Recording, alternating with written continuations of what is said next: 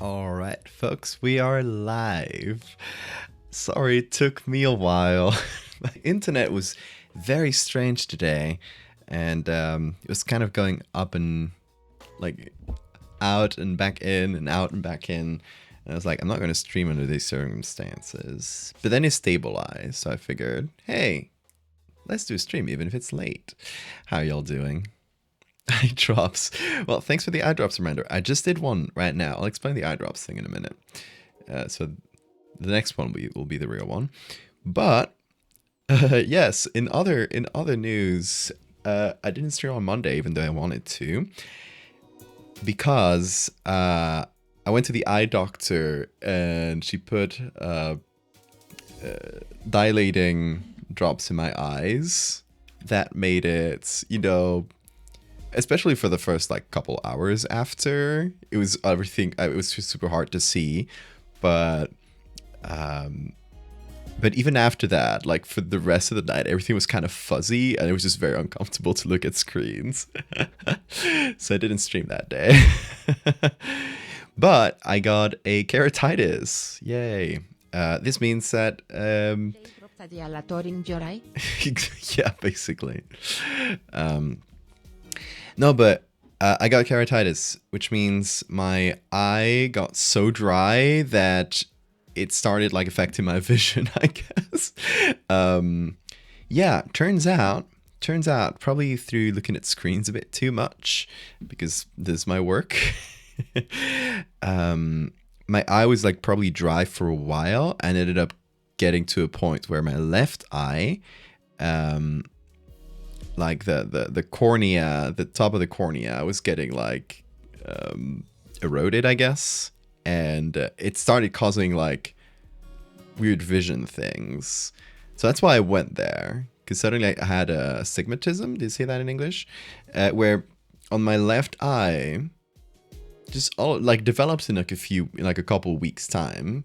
But if I looked at, especially like text on a screen, I could see it like slightly double, kind of like it had a bit of a shadow, or not a shadow, but it kind of separated in two a little bit with like a ghostly little shadow underneath. And yeah, I was a bit worried about that, so I went to the eye doctor. Thankfully, everything's fine, but now I have to put eye drops every hour for a few weeks, and then I can once the eye duplication in this eye stops happening, I can just do them every few hours, but I should still use these from time to time to prevent getting another keratitis. Every hour is quite a bit, yeah. But yeah, the top part of this eye is a bit like eroded enough that it caused like some, I guess, visual interference. Gotta blink more. Yeah, I guess I don't blink enough. I should put a blink reminder. As someone who's worn glasses since I was 12, eye care is no small matter. I'm actually thinking about getting new lenses cause my current ones have scratches on them. Probably a good idea. No worn lenses. I do wear glasses because I got a little bit of God, I never know the names in English. It's nearsightedness and farsightedness. I never know which one is which. Myopia in Spanish. It's when you can't see very well, like far away. And I wear glasses for that, but I only wear them to like the cinema and driving. That's the only like two situations where it really affects me. So that's never been like much of an issue, but this started to become an issue because it was affecting me while I worked, or I read things on the computer, which was really annoying. Like, I don't know, I couldn't read my email well because I had to be like this to read my email. Anything like text heavy was really annoying. I was still streaming, as you could see. Like I was still fine to do visual work because my right eye it's still fine, and since it's not a super big effect, I think I caught it like early enough. Like it didn't even like hurt or itch or anything like that, which can happen. But yeah, it didn't really affect me while I was like looking at a larger image. That's why I never really mentioned it. But yeah. Nearsighted is when you can only see near, and farsighted is when you can only see far. Then I'm a little bit nearsighted. See, it makes no. It should be the opposite in my brain. That's why I never know. Just get more eyes. I gotta get some of that fractal juice I've been hearing about.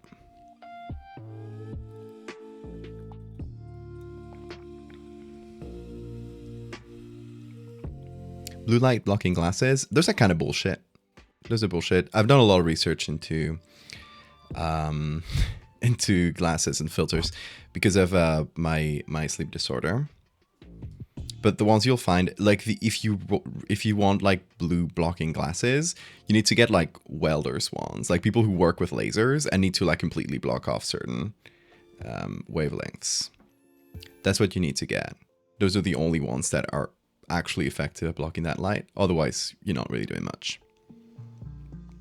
You can use filters. I have filters on my screen to reduce the blue light, which I use at night. But that's mostly for the effects on the circadian rhythm rather than the effects on the eyes. That's mostly where blue light comes in. You gotta wear the welding mask, yeah. No, I've looked into those glasses. They're ugly as hell. Would not wear them while streaming. I have too much pride. You got glasses because they're hot? Completely valid reason. I was like, if I need to get new glasses over this eye thing, I also get them because they're cute, but I prefer not to wear them if I get the choice. It's just like something on my face. You get used to it, but I hate having to clean them all the time. Ah. Glasses have magnets, so you can snap and add sunglasses on top. I like those from the practical perspective. I don't like them from the looks perspective. You could put many googly eyes on a welding mask. You are so right.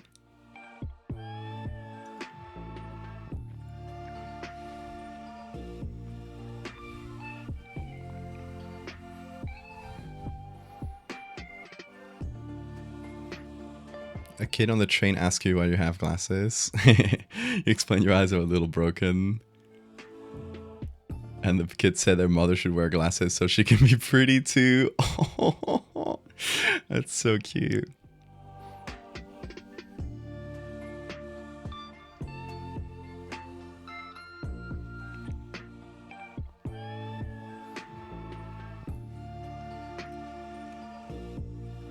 Also, just before setting up, I realized that my the new like noise suppression thing I was testing is just not working, I guess. The NVIDIA one.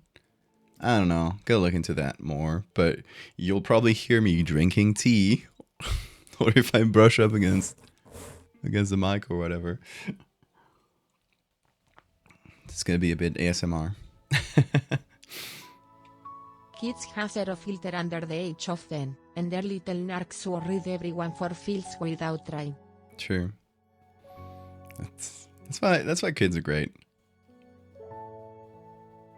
The slurp noise adds to the experience. Good. I do like no noise filter a little bit because it is noise suppression filters.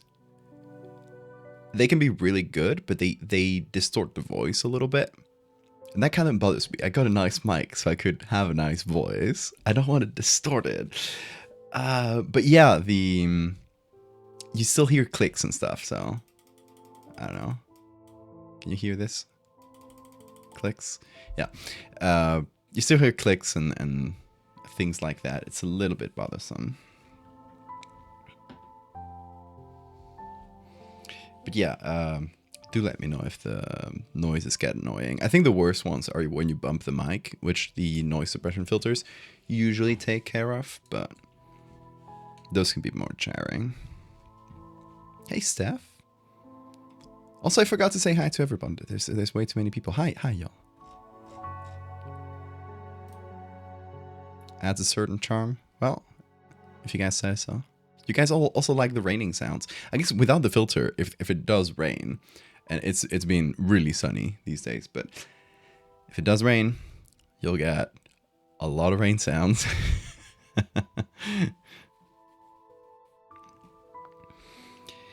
But yeah, thankfully my eye problems weren't anything that I needed glasses for, at least that we know of for now. Right now we're taking care of it with just a bunch of eye drops. By the way, these eye drops are kind of like... this thing works like a shotgun. You press on it and just like the drop goes wherever. I have a hard time like actually landing on them on my eye a lot of the time. They'll go like everywhere around the eye except for inside. And it's always like a little bit startling because it goes like you when the drop comes, it goes really fast. It's a shotgun into your eye. It works well though. I am very warm. I'm warm.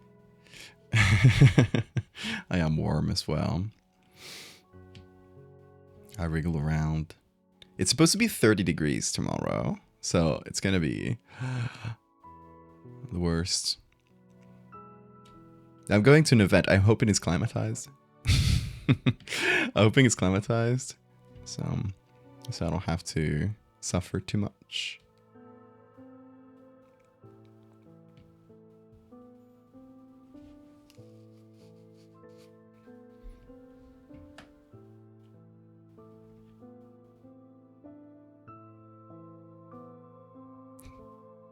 Thankfully, my problem is me is all I'm hearing.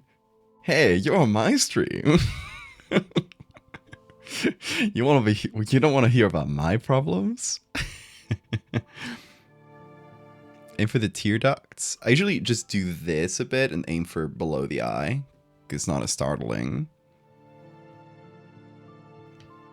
Tear duct might be good as well. There's 33 here today. Oof. Too damn hot, yeah. Anything over 30 is too much.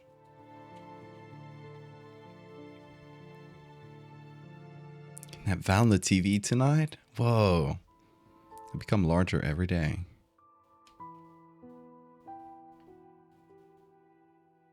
You got your wisdom teeth pulled? Ouch. You're doing fine, just chilling? Good, good.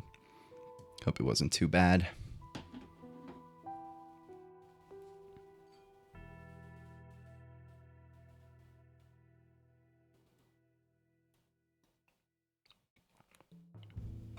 Wow. I feel bad now, it's only 23 here. That's what it should be here. I don't know, this month has been kind of insane weather-wise. It's been really cold like last week. This week it's gonna be really hot. I don't know. I just want normalcy, folks. But yeah, tomorrow is probably gonna be quite hot. So I'm glad I'm streaming today, because Let me preview Lateyun right now. yeah. When I'm streaming, and this happened a lot more in the Canary Islands. I think it's going to be a bit better here because it's just the weather is not as warm at night. But when I'm streaming, you know, I'm in a closed room for a while, just speaking with a computer, like a big beefy computer on. It just gets even warmer, and it's the worst. If you go on like after like the 3rd or 4th hour, you start noticing it. That's why I had a big fan back in the Canary Islands. It got left there. Obviously, it was too big to bring here. If it gets really bad, I'll just have to get another fan.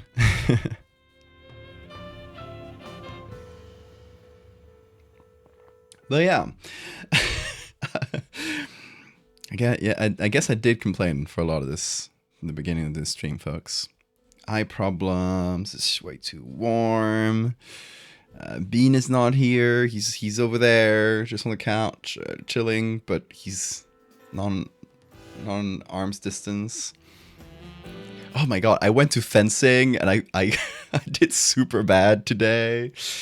Can't believe it. Not my day today. Then the internet's fucked. I must be the person, the unluckiest person on Earth. You fence? What weapon? Sword. Or épée, if you're fancy about it. We don't say that in Spanish, though. We refuse to use the French words. Because fencing is a Spanish sport. And they'll take that, and they'll take that from our cold, dead bodies.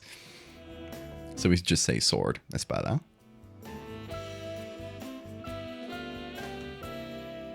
No, I'm not even venting, Steph. I'm fine. I'm a person that's really hard to get mad, by the way. As you've probably seen. I'm not playing it up for stream. I'm actually really hard to get mad. You don't say foil? Oh, is foil the way to say it in English? I thought it was épée, like in French. Because French is like the international naming conventions. Even though it's not a French sport.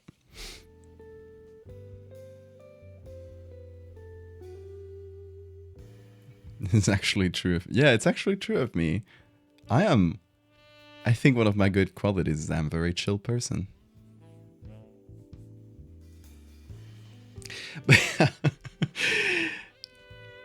I get Valdevia. Oh yeah, don't get me started on Valdevia. But today we're not talking about Valdevia. We're talking about Valdevia 2. That is a little nephew.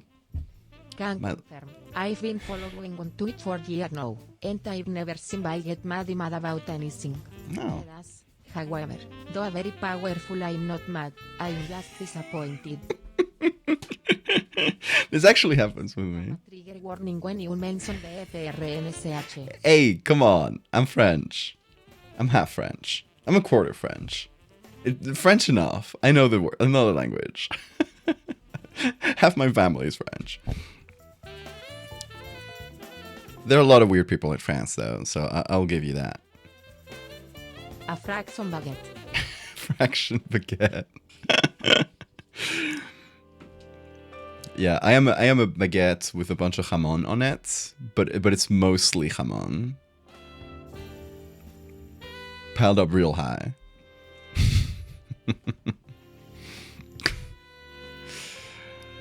Quarter of ho oui oui. You know how you say French in Maori? This Maori friend taught me that. To say French in Maori, you say oui oui. It's spelled W-I-W-I. I think the I's have a little accent on top though. It's so good. It's so good that they call them oui oui's. Baguette with jamon sounds very good. Yeah, that's like the quintessential Spanish breakfast is bread, usually baguette style, with olive oil.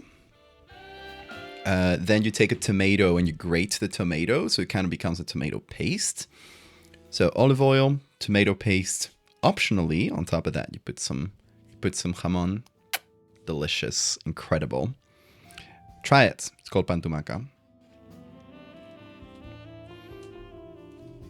But yeah, I was talking about my 6-year-old nephew. I got several 6-year-old nephews, by the way. They're all amazing. But this specific one really got into my art. It started suggesting ideas to me. So I am turning one of his ideas into reality. Yeah, I got 4 nephews. They're not really nephews. They're the children of my cousins, of my older cousins. But I call them nephews. It's more practical that way. And I love them very much. They love me very much. They go crazy whenever they see me because I am kind of the official storyteller. They love when I tell them stories. And recently I saw the 2 older ones. Well, I saw the 4 of them, right?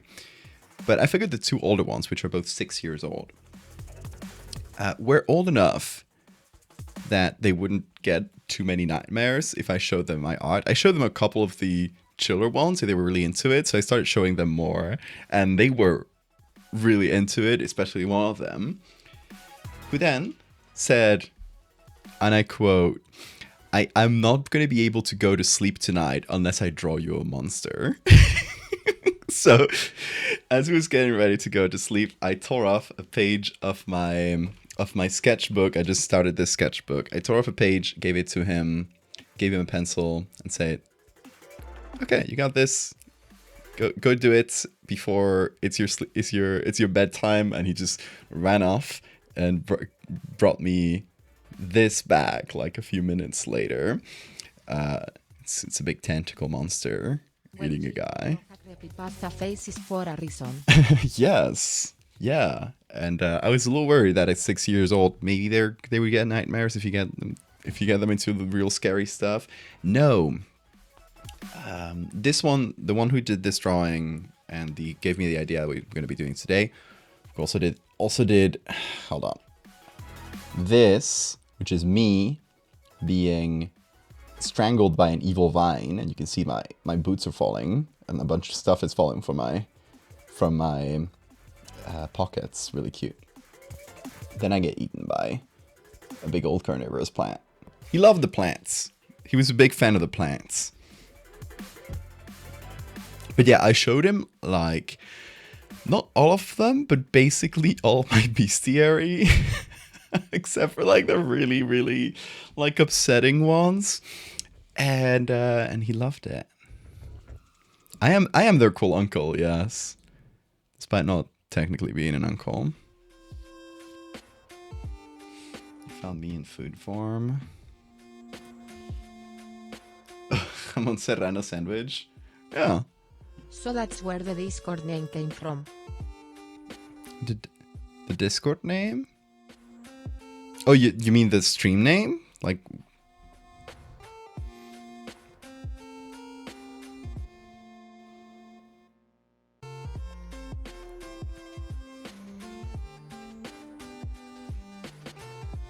Is my nephew secret to Valdevia? I'll never tell you. I mean, we don't know yet. He might grow up to become Valdevia. That's why we need to carry him to the good side.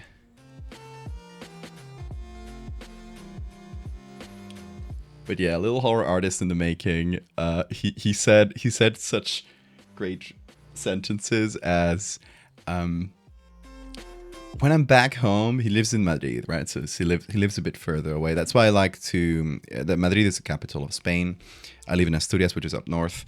You guys know I love the folklore of Asturias. I always tell them stories about Asturias and the folklore, so they get like a little bit of the roots from there. And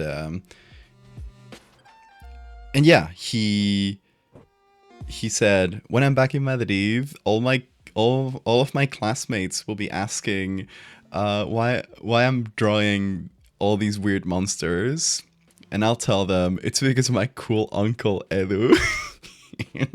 It's like, yes, you gotta upset your teachers a little bit.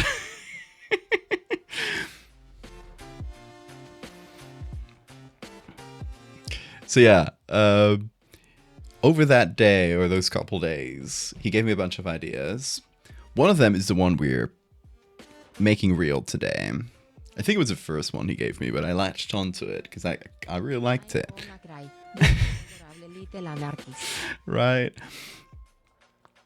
So he suggested a carnivorous plant that exists underground.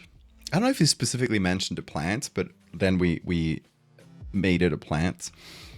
But it's something that lives underground that just appears as like a closed hole in the ground. When you walk over it, it opens up.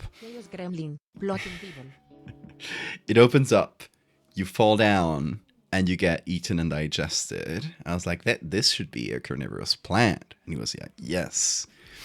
Because the first idea I had was pitcher plants. You guys know pitcher plants? Pitcher plants are a type of carnivorous plant that mostly attracts things like flies. Because it has a sweet nectar inside, but looks like this. It has sweet nectar inside, and it attracts bugs to go inside, fall into the nectar, and get digested. Look, a little frog inside of one. Very cute. The frog is probably fine. But yes, they're kind of, like passive traps. Although I'm not sure exactly in which ones, because there's different types, different families of them. But they can close the lid in some of them, so the plant cannot escape. Or some of them have little teeth on the edges, like inside, right here, inside this lip, has teeth that point inwards, so that if something tries to climb out through the walls, it'll like get stopped by these teeth.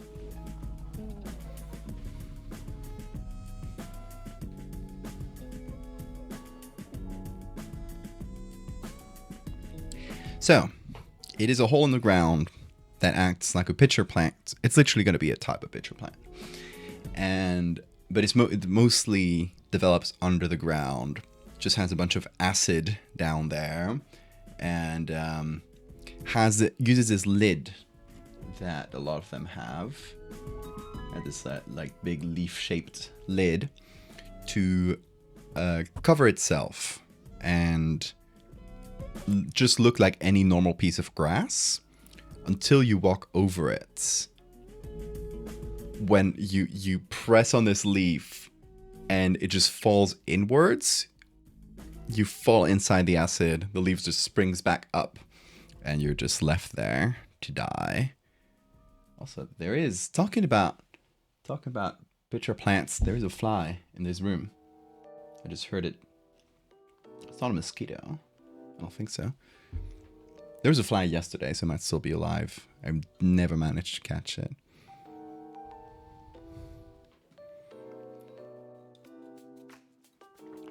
So yeah, it's type of pitcher plant that grabs macroscopic animals. So it doesn't go for the small prey, it goes for the big stuff. And last week we got started on it, and we did this first piece where we can see the opening of the pitcher plant. I'm probably going to edit this one slightly because I don't love the edges. I don't love how they sort of fade.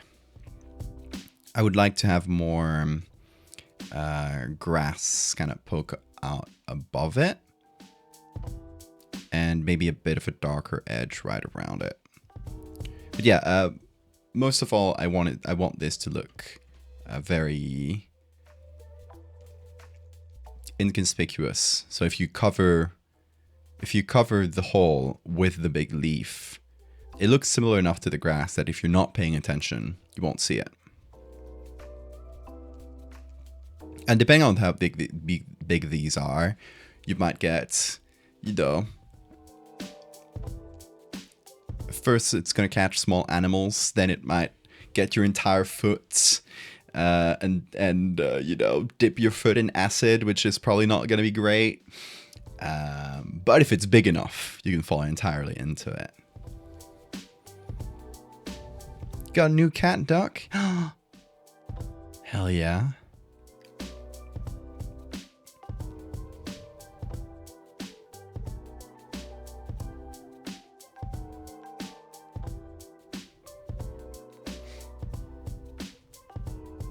You consider making an appropriate artwork for Monday? Appropriate for what? Hold on. Missing the context.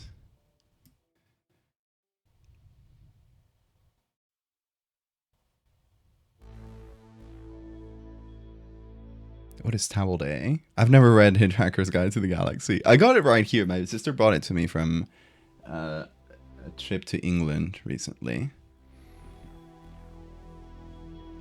So I will read it.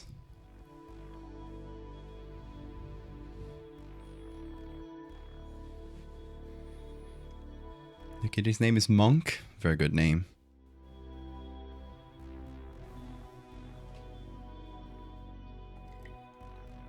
Everyone say hi to Monk, the cat. But yeah, I wanted a second image for this because this one doesn't feel like enough to just visually tell the concept. You guys know how I like, I have a concept in my mind and I want the images to explain that concept as wordlessly as possible, with the text just given enough context to really like bring it together. But I like the images to be most of the story. Image is worth a thousand words and all that. So, to complete the picture of what I want to tell here, what I wanted to do is a... God, I keep forgetting the name of how you call this. It's not a cutout, but you know, seeing the ground from the side, like a diagram of the ground from the side with the pitcher plants covering a good chunk of it and having acid down the middle, kind of like a museum exhibit you would see of someone explaining this plant to you. And yeah, that's the basic idea for today. I don't know how far we'll get since we started late, so we'll see what we can do. But let's hop over to the browser, and I'm thinking Wikimedia for this. There's Wikimedia. And if I look for maybe ground layers, maybe we can find such kind of exhibit like this. That's exactly it, but you know, good. This is apparently a stagnogly soil. That's a very good word. It's only a specific region of the world these can be found in. So far for bestiary, I'm not, and this is going to be part of the bestiary. So far for the bestiary, I don't set them in a specific part of the world. When they actually become a book, it's probably going to be set in like specific places to kind of create a little travel. I would like to have a map of the guys' like travels as they go around the world looking for these species. So it's probably going to be set in that way, so they can have an order, a specific order, to give everything a bit more of a story. Anyway, what is Tangogli soil?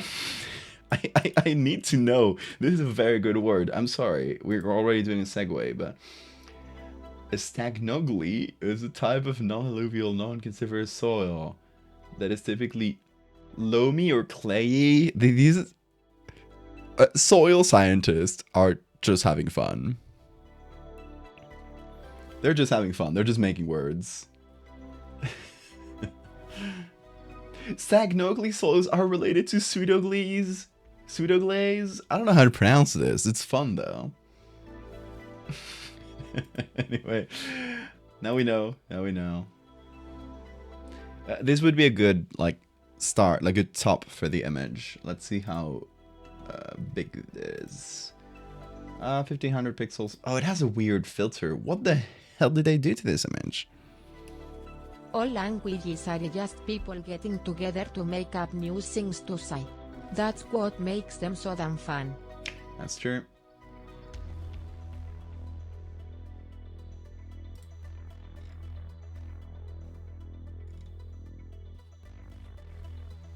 Okay, I should look for soil layers rather than ground. That might be better. See, that's the kind of diagram I'm looking for in photo. And these are tiny. These are like 3 pixels big. Oh, I guess they're blown up to 2000 pixels, but look at this. Look at this. It looks like me when you hit me with a JPEG filter.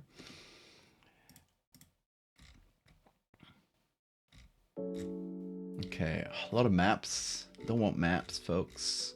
Come on. That's just maps.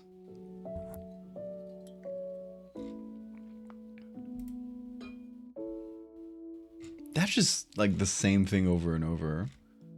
I'm going crazy. This sucks.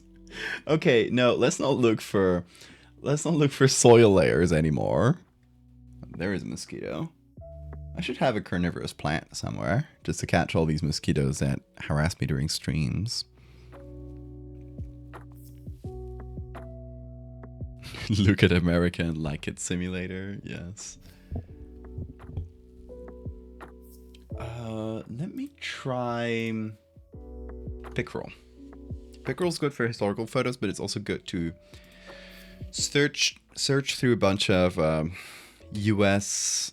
like government agencies, because they do have like everything they post is public domain. So a lot of it is here.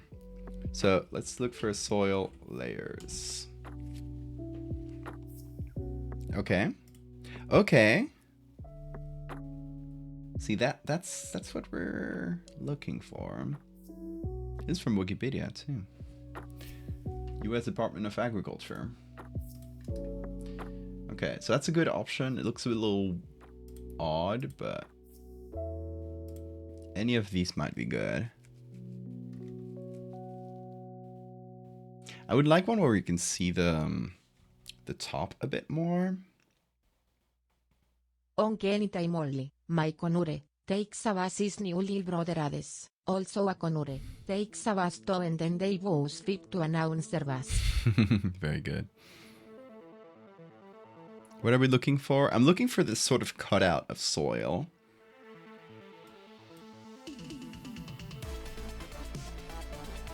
Sort of cross-section, that's the word. But I guess that soil profile is how they call these. Let's look for soil profile. Let's also look for this on Wikimedia, since that might be the technical word. Okay. See, that's really good, because that's just an actual photo of it's more of a cliff face, right? So having it having the plant cut down the middle wouldn't make that much sense there. So it doesn't feel like a human-made cut, as opposed to this.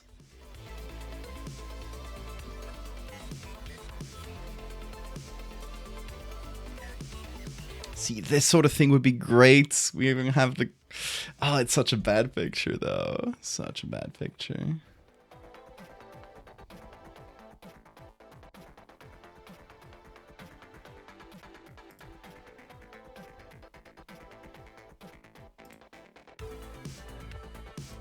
Yeah, wait. How big is this one? 1,000 pixels big. It's not the best, but it's usable, and you can clearly see that. Like that's the this is to me the platonic ideal of like one of this like soil cross sections. Soil strata might be a good one to search for. I think soil profile is like the literal like scientific term. So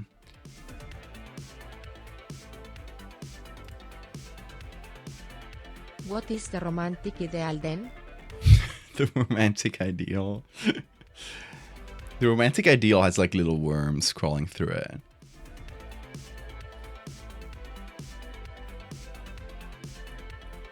Worms are romantic, right?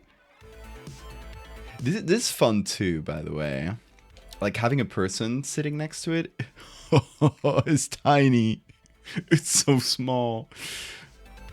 It's so small. Oh, too bad. Because it was a good picture. I like the idea of having a person standing next to it for size comparison.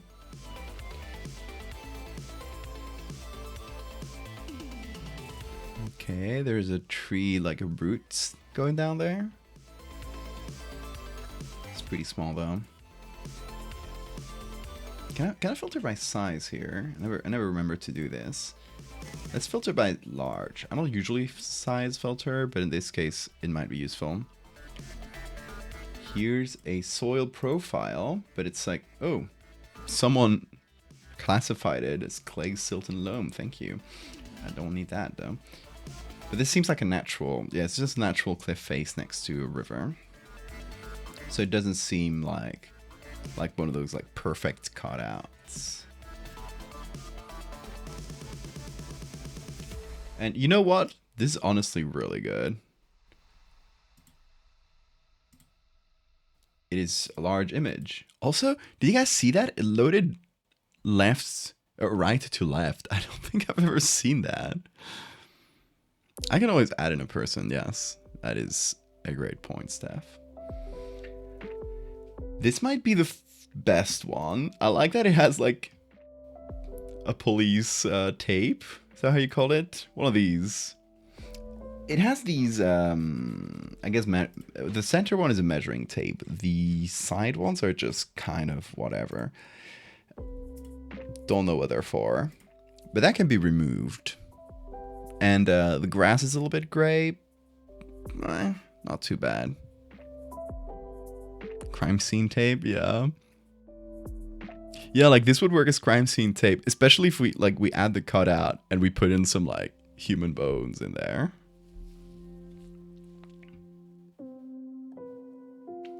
So here's what I'm thinking.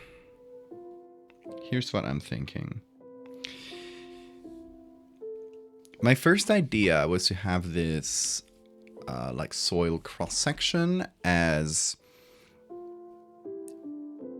sort of a museum exhibit, like something that's been prepared with like an acrylic glass in front of it or something.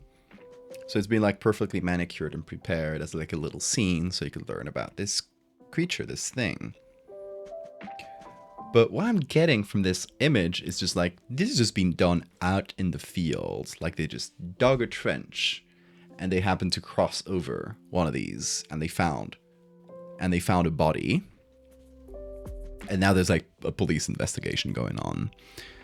So here's what I'm thinking. Let me save this. And save the URL as well. Just give it a quick check. See if there's anything like even better somewhere around. See, like this one's quite small. This one's also good. Soil survey. Like that's definitely a trench that's just been dug. Oh, that's honestly very good as well. That's another USDA one. It's not as big though. Anyway, I'll download like a couple of these. But then I'll show you my idea. So, let me just open, well, I got trapdoor.psd here.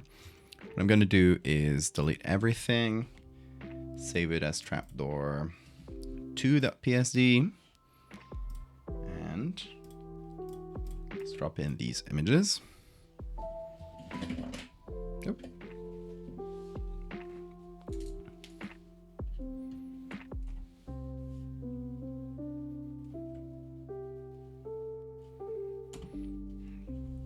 So here's the idea.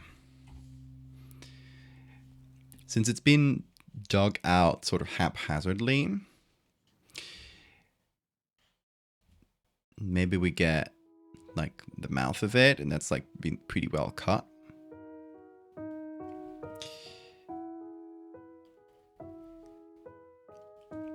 But it's not a perfect cut. Let's just imagine like the whole 3D shape of it, right? So it goes like this, but then it continues lower down, like behind this soil. And we can see there is like inside here, it still keeps going. So we still have like below this cut, there's still a puddle of acid, but it hasn't all spilled out. And then we get like, I don't know, a skeleton. Something like that. My sketches are great.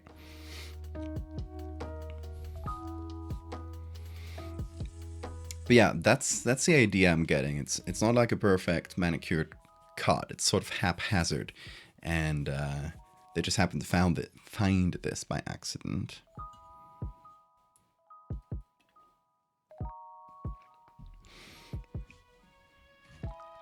Here's another. I said it's skeleton. Yeah, that right. Here's another fun detail about this. This looks like poor soil, like all the grass is dead. And you know where carnivorous plants like to live? Skelingaton. Carnivorous plants love to live where there is poor soil. By call that soy drop. It's true. I'm not lying. Okay, so let's clone stamp these away. Or actually, let me do something before clone stamping. So this. Could also do color select since it's the only pink thing. But this might be enough. Oh, I'm stupid. I was selecting on the wrong layer, folks.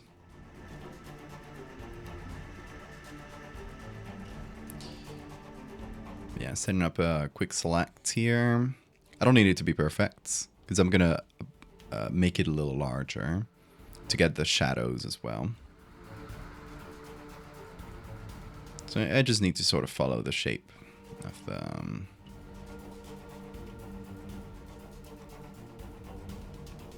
of these, like, I don't know what these are for, to be honest. They're nailed though, aren't they? No, they're not nailed. They're just kind of drooping down. No, they are nailed. They are nailed. This is a nail. Oh, thanks for the save reminder.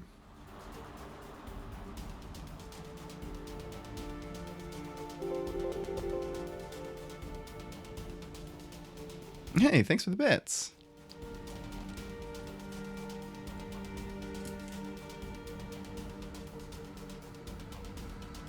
What happened to my eyes? Too much screen. That's basically it. Yeah, they got so dried, I got a keratitis. Okay, so we are expanding the selection by, I think 5 to 10 pixels might be good. Just enough to get the shadows. That should probably be enough. Now we're gonna do content aware fill, please. No. Content aware fill.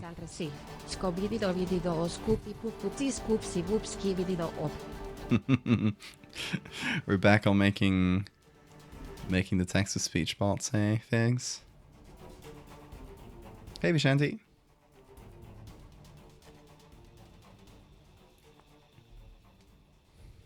Whenever left. That's true.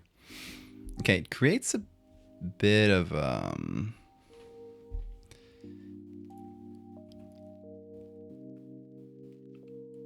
yeah, I guess I didn't get all of the shadow actually. Let me do that again. There's enough soil to cover all of that. So we're gonna expand the selection by another 10 pixels. Let's do another 5 just to be on the safe side. Now we're gonna do content aware fill. That does much better. So that is just taken, content aware fill just takes like other bits of the image and pastes them on, sort of automatically blends them. So you can see at the edges, it's not perfect, but it's usually a great first approach.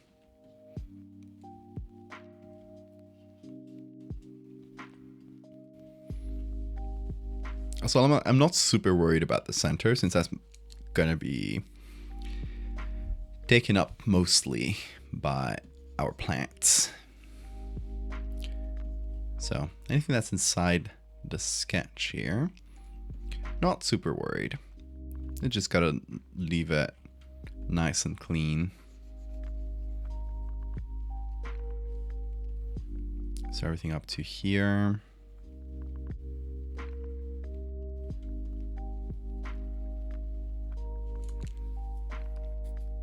Almost on a 25 watt streak. Damn.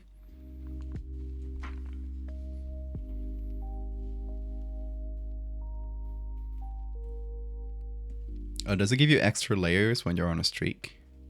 See, here's my problem. Despite streaming so much on Twitch, I don't watch that much Twitch. I used to more, but it's just a lot of time. Okay, so that's gonna be clone stamp.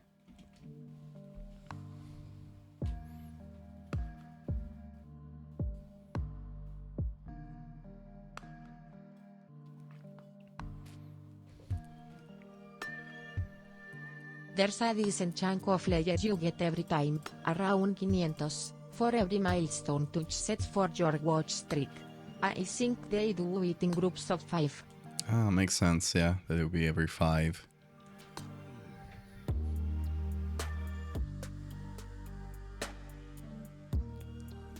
There's a doctor's workshop category on the membership server. Wait, is that one public? It shouldn't be.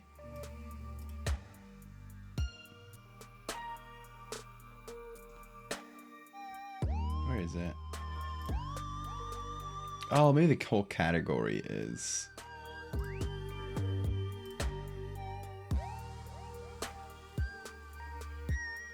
Yeah, I guess it should not be available to see by everyone. Huh. It's for another like tier of the Patreon that I thought about doing. I never gotten around to though, where it's like one-on-one, like sort of mentorships. It's just something that would take a long time, so I've never done it.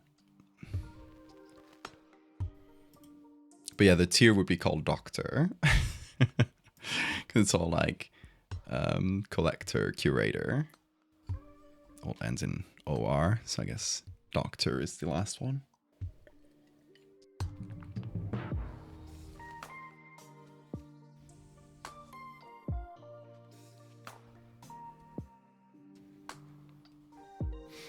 A channel that streams bird 24/7. That sounds good too. This old man in a wizard hat that puts on seed and dried fruit for birds. I love that he has a wizard hat. Fantastic bit of branding.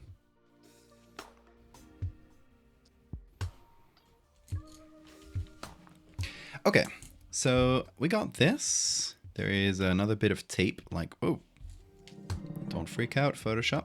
There's another bit of tape here. It just looks like measuring tape. I don't mind leaving that. Now, we should get a cutout of a pitcher plant. I think that would be good.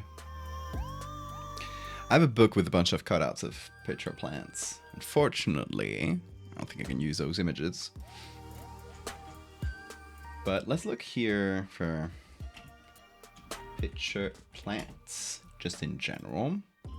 All sizes. What did it change? Hold on. I was not on the browser. I looked for pitcher plants and it auto changed itself to pit heap. What? I never searched for that. Pit heap? I guess I misclicked on one of the suggestions or something.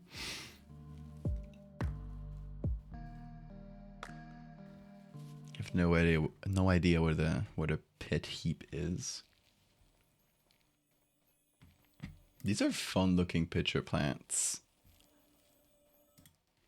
They look like completely evolved independently, despite having the same name. Okay, so what I would ideally be looking for is anything that's being cut out, so we can see the inside of a pitcher plant. Also, maybe, you know, the outside. This one's really nice. It's big. It's high quality.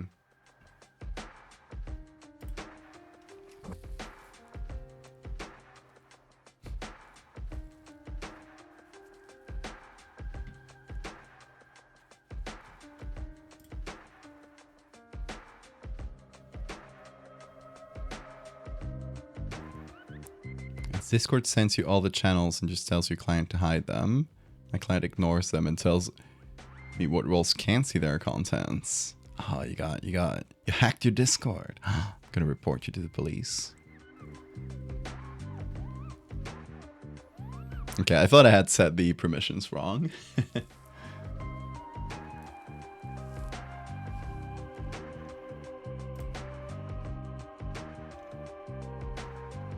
You're out there revealing my secrets of unplanned things.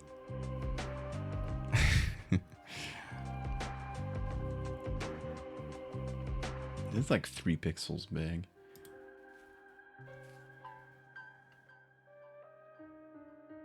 That's not a pitcher, plants. That's a plant pitcher.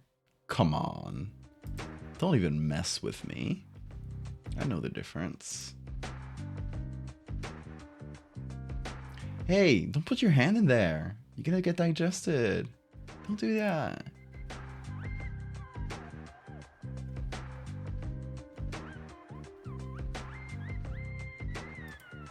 I love the inside of this one. That's why it is the one we used for the other edit.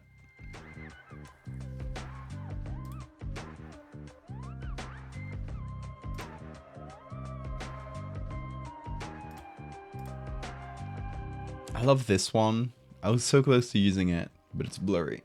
Don't tell them what Sad. to do.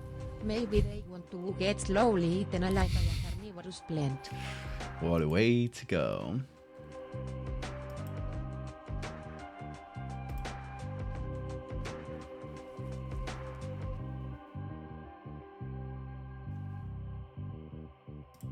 Sipping the liquid from the pitcher plant sip sip sip sip sip Hey, some people do that. I've seen pictures of people sipping it. So it might just be fine.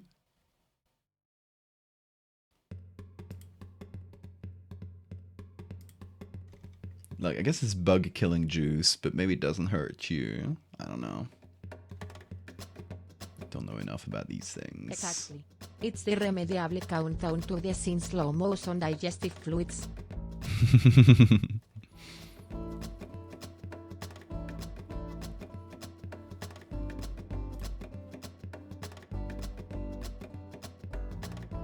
This one has like a weird hairy lid. Very interesting.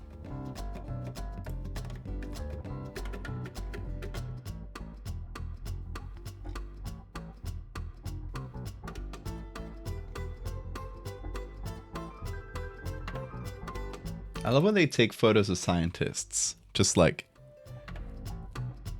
looking at things deep in thought. I love this sort of picture. Isn't it like a genre of picture? You've seen this before, right? With other scientists and other subjects. They're always holding it, just looking at it like. Okay, now it's just pages of a book. Now you're just messing with me, Wikimedia. It's just pages of a book. Okay. I think we might have run out of useful results.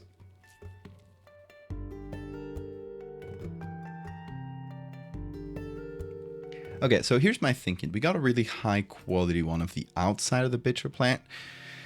We're just gonna assume it looks pretty similar inside.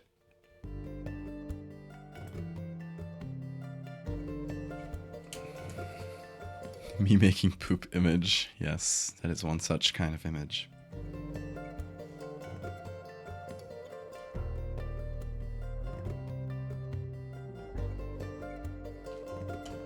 Okay, so here's the idea. We'll hit select subject. Hopefully it ignores that one in the back. Oh, come on. Just ignore it. Just ignore it. Don't think about it. Don't think about it, Photoshop. It's nothing. Select the rest of the subject. Please. Oh, come on. Alright. Alright. I'll manually deselect it.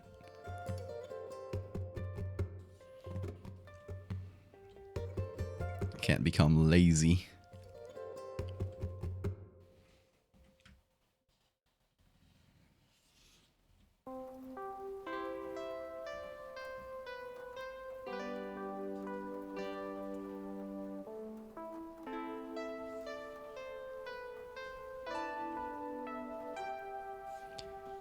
Okay, that should be good enough to start.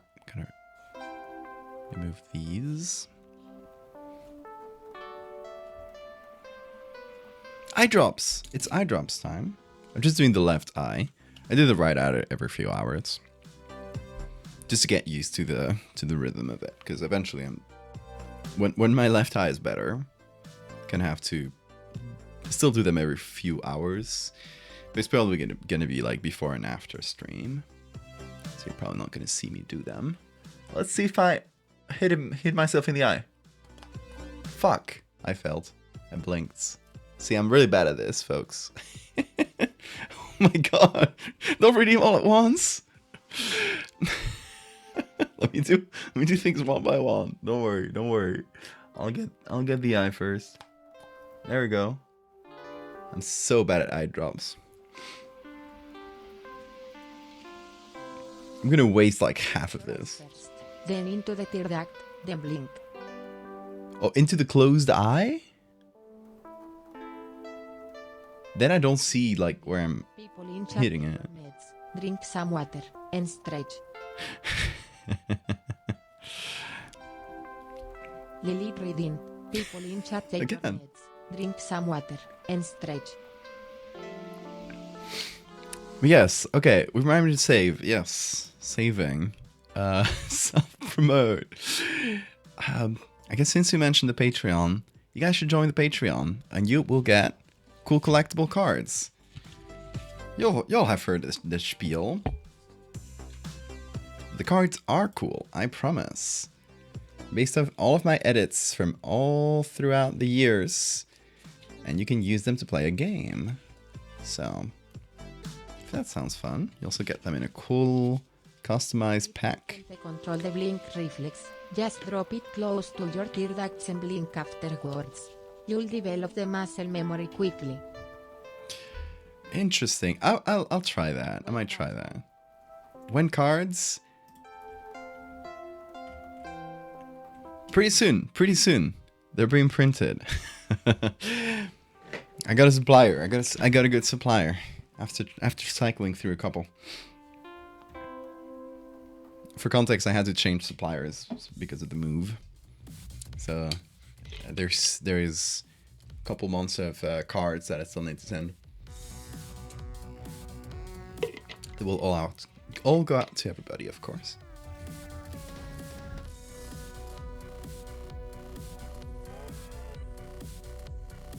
Should make a tarot deck. I've thought about it. I feel like every artist has kind of done a tarot deck, though. So I don't know what I have to add to the table. Especially since I don't like really engage with that sort of thing. Just think it's a nice visual thing.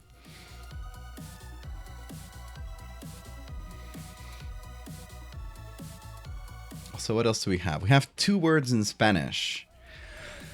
Well, a pitcher, as in pitcher plant, but the pitcher itself is called jarra. So really hard to say for non-Spanish speakers because it has J and R. Jarra. Found a good supplier thing said by addicts and also horror artists. So I needed someone to print on the same photo paper or similar photo paper to what I was using just for consistency, right? And the problem is most places are either printers that will print on all kinds of paper except photo. So they're not really used to working with photo paper, or they're photo labs that mostly just develop your family photo. So they're kind of resistant to doing like custom things at scale. They're a loss, but because I would be a repeat customer, but still, that's why finding a good supplier it's taken time.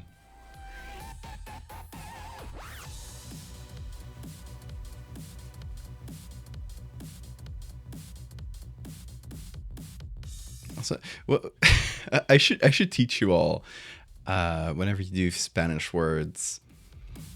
I should teach you like just words that I find funny or good like old school insults. I'm going to teach you one right now. If you call someone Lelo, Lelo, very simple. It's kind of like calling them a dummy, but in such an old school way that it would definitely stand out. So call people Lelo or Lela for feminine.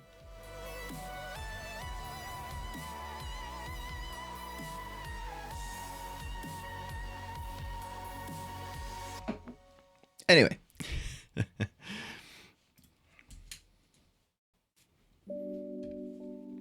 Yeah, we'll probably just do the major arcana stuff. I think doing the whole deck would be madness. For the speed I work at. Your mom always tells me, "Ay que te quedaste lela" when you stare at nowhere. I love that.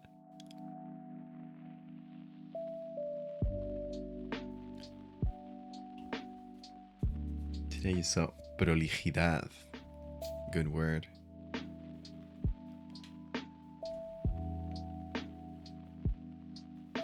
Yiddish differentiates between an idiot who's dumb and an idiot who's just being mean. That's good. That's good.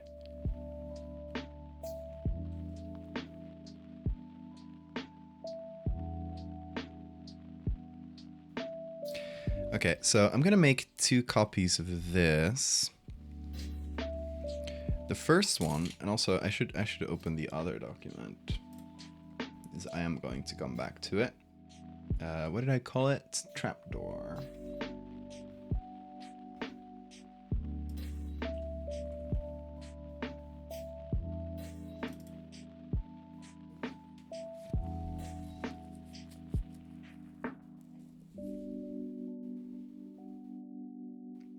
Recently confused my Nicaraguan brother-in-law by knowing gorrojo and no other Spanish. It's a very good word to know. You never know when you'll meet a weevil that also only speaks Spanish.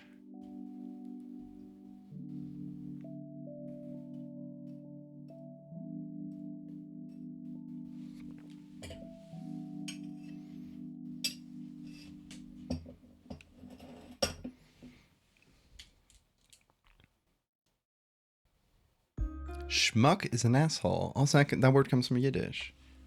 I assume it was that's the same schmuck that's in English, right? I like that word. Yiddish has some good words.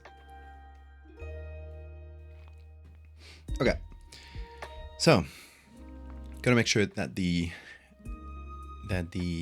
entrance of it at the top matches the one in this picture. We're probably not gonna have the leaf on this one though. So I think we can use this, but we're gonna need to add teeth.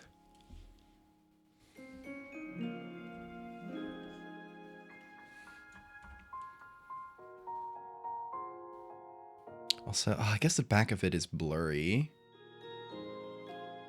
Well, that makes it annoying.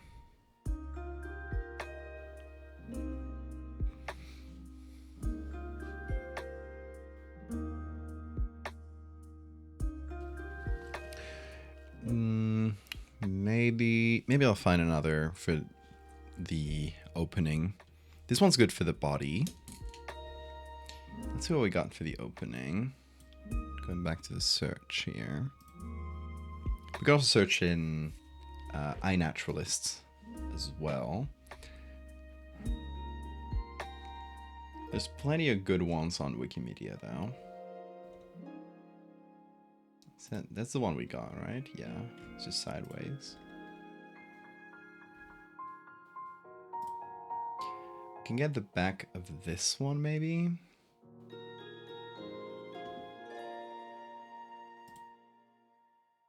Oh, it's tiny. Forget about it.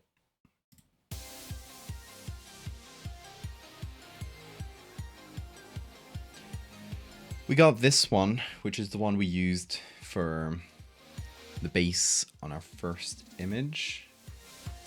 And it is pretty clear. It is not very high quality though, so not super sure.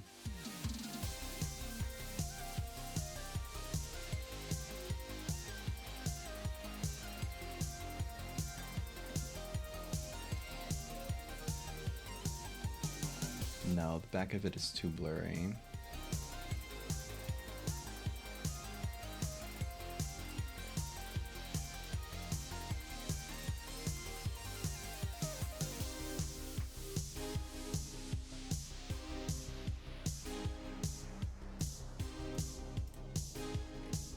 How big is this? No, pretty small.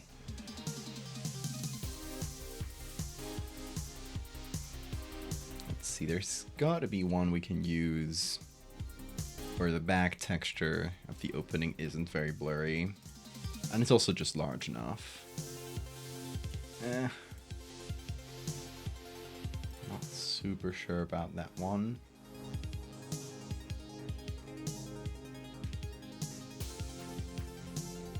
I wish I could filter by big images. Oh wait, I can. I don't know what Wikipedia considers a big image. I guess like more than 1500 pixels is big for them. So it doesn't help that much. Only a little.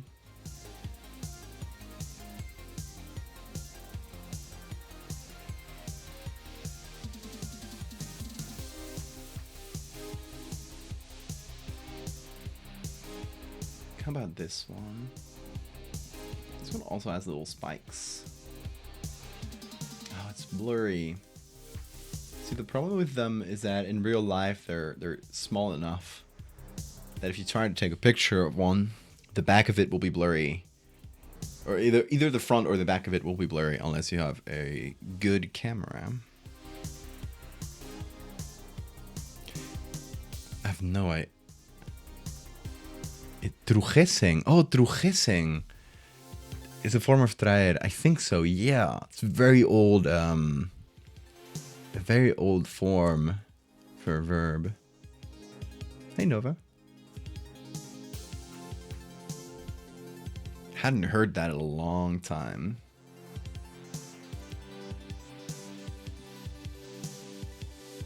Okay, let's go to iNaturalist and look for picture.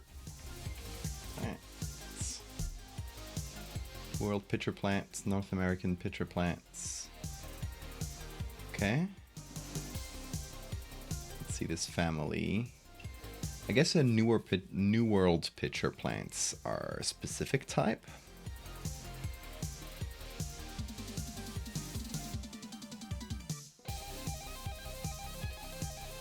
Okay, it includes the flower-looking ones.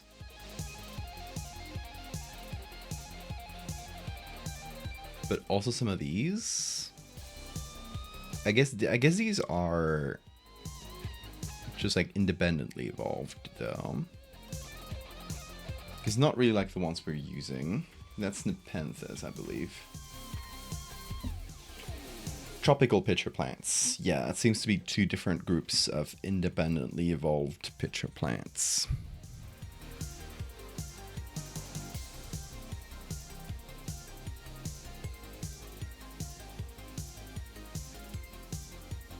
If you specify large images on Google search, the search turns out Wikipedia hits. The image shows not the largest version, only the standard version. Oh, so it just limits the size? That's kind of weird.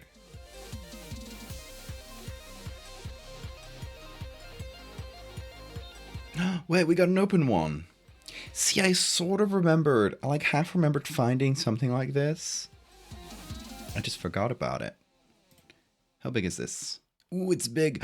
We can see the inside. Look at the little texture inside. It's very good. I would not have guessed it had like this little honeycomb pattern inside. That is quite cool. So yeah, we can definitely use something like that. Is there anything else to this observation?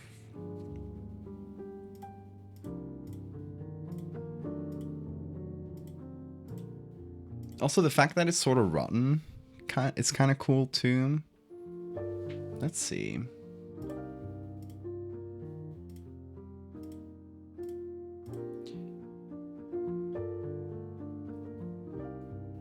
We can use that for the top, maybe.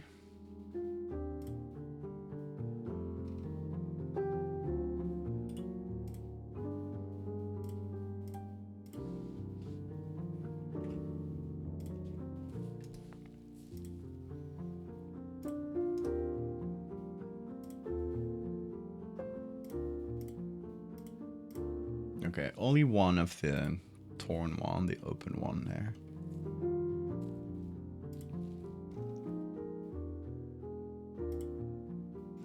But yeah, some of these like dried ones might make for something cool as well. Slender pitcher plant, that sure is. Great pitcher plant, it sure is.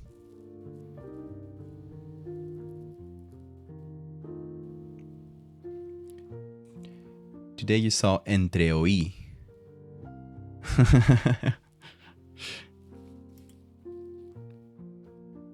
That's an interesting word, entreoír. I like it. So in Spanish, oír is to listen or to hear. It's more hear than listen. So entreoír, entre is between. So entreoír is to between hear. And it's when you hear something kind of like, you half hear a conversation out in the distance or something. You think you heard something, entreoír. Good word. Half heard, yeah.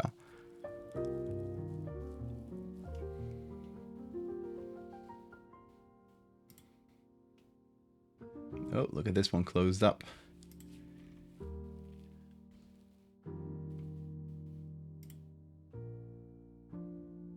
Here's another sort of dried one.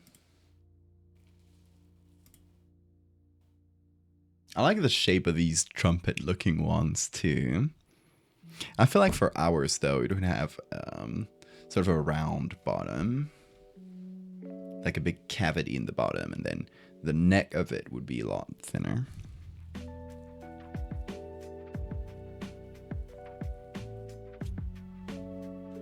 Like catch a glimpse of for entrever. Entrever is another one.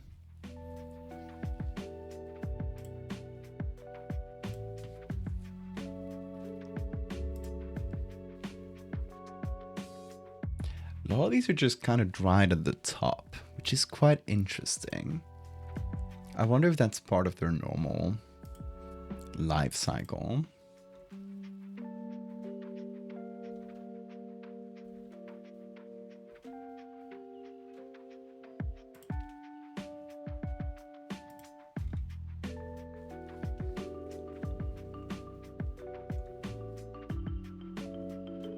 See, we honestly have some good ones here. This one's really dried up.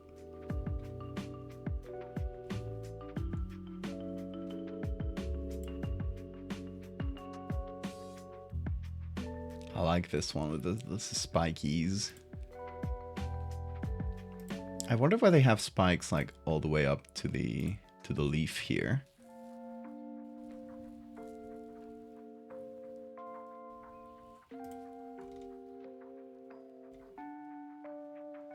This one's pouting.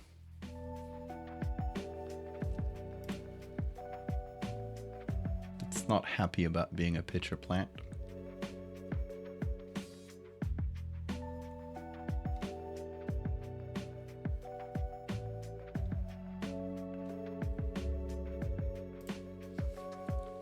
I wish we had more with the inside.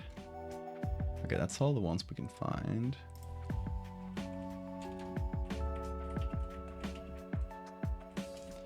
Let me just look. See what we can get. See what we can do. It was just on Google. I'm testing out this other like search engine called Start Page. I heard it's a bit better than DuckDuckGo, which is just Bing.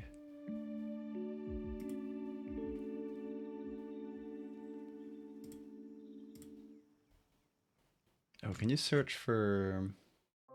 Yeah, you can search for licenses too here. That's good.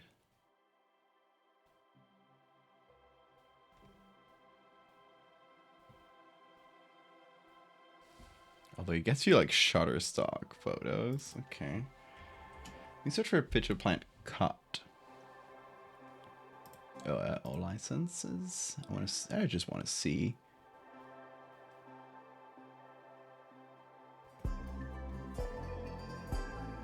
See no good cutouts of pitcher plants.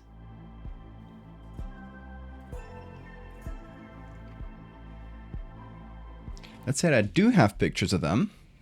I'll just show you.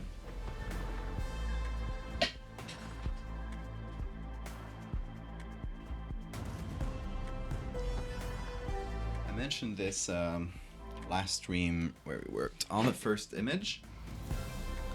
I got this book in Japan when I was doing that trip, and it's a book about carnivorous plants. And I just got it because the images are just fantastic. It's like, that's definitely good inspiration, even though I do not know Japanese. And look at that, it's gonna come in handy right about now. That justifies my purchase from a year and a half ago. Here are all the pitcher plants. And here is an x-ray of the inside, and here is a cutout of the inside with all the bug gore. But see, that's what I was looking for. We're just gonna have to replicate it. I think there's another cutout somewhere around this book as well. There's a few cutouts of different, like this fly stuck in the little teeth.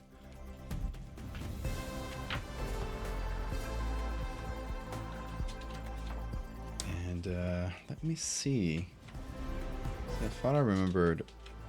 I guess that there are other types of plant traps with good photos of them. But I guess none of this specific type of pitcher plant. Well, we did get a good one, so. Of course, got a Venus flytrap.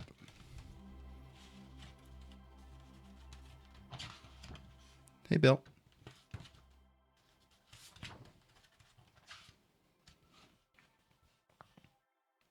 I love this picture of the fly trying to escape.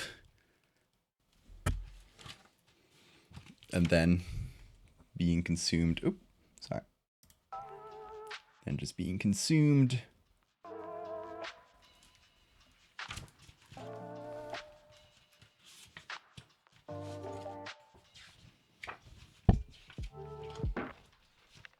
Anyway, there's another picture of the pitcher plant, but I think it's the same one. It has the bug gore inside. Thanks for the saber matter. But yeah, wanted to show you this cool book in case you missed it last stream. And also, because it's just good inspo. I'll actually leave it open, like, in my field of view. Actually, it might be a different cut, but it's definitely the same kind of pitcher plant. But yeah, I'll leave it open in my field of view here so that I can observe it. Save and keep going. So we found a couple good images that we have in my downloads. Plus this one.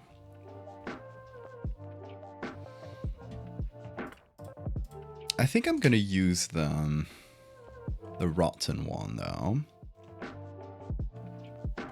Because it kind of makes more sense for one that's been cut in half, right? It's actively decaying. The leaf is just sort of shriveled up into nothing. So I definitely want to use this for at least the top of it. It is a cool book, right? I love collecting cool books. I've got a pile of them right here.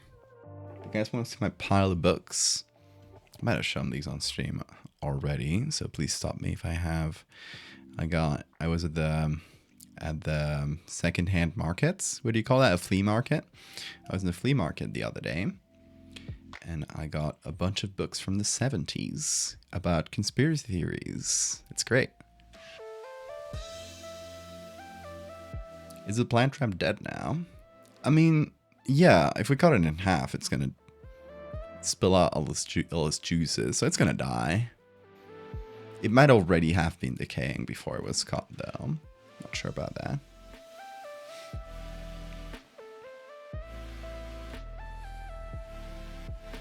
But I do like this because it's, you know, it already has a perfect cut texture. So I think that's going to be our perfect base here.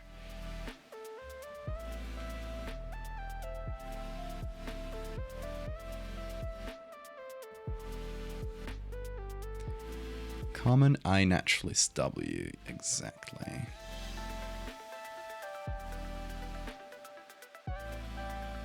So I think this is how it more or less aligns.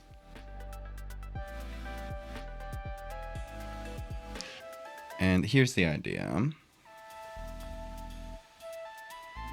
We're gonna have a little bit like poke out. Except for the top where we be able to see more. But we're gonna have a little bit kind of poke out of the sides. Obviously we don't see the entire circumference of it.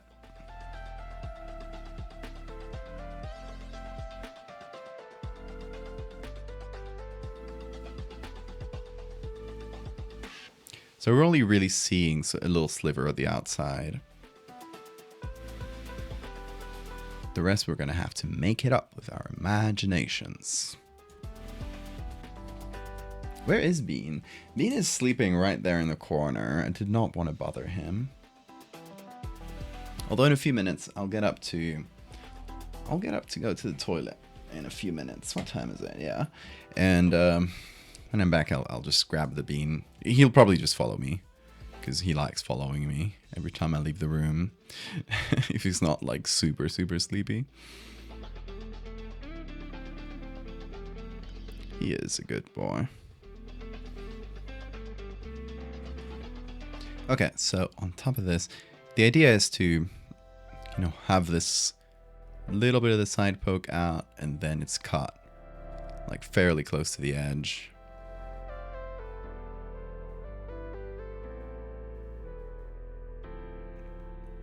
And, you know, maybe it ends like right around the actual like natural cut. Keeps going down inside and then we sort of lose track of it. Obviously we can't see through the dirt, so I'm cheating it a little bit by having a little bit of it poke out from the dirt. Otherwise we could just do the cut like right at the edge.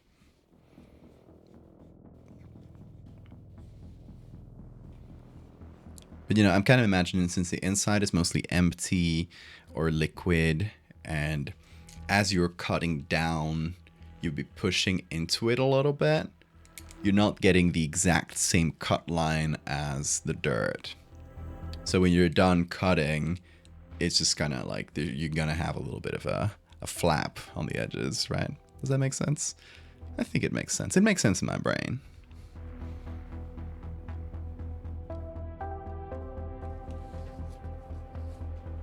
So I do love this texture. I think we're going to use a little bit of that. Then the pool of acid at the bottom. And then for the neck, we're going to have, I guess, this texture transition into sort of a flatter inside that we can make out of this.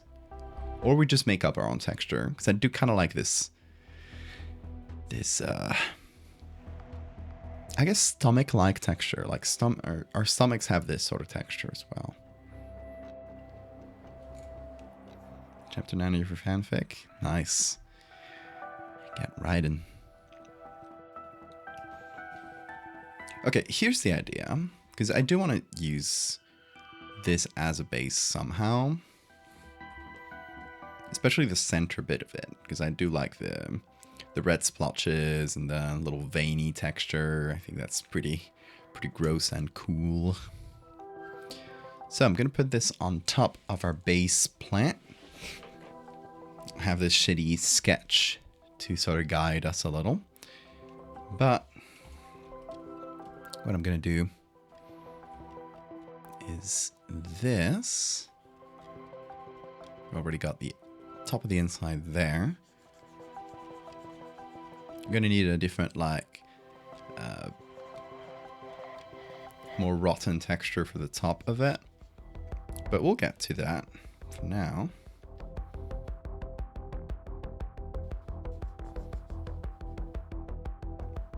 I just want something to get us started.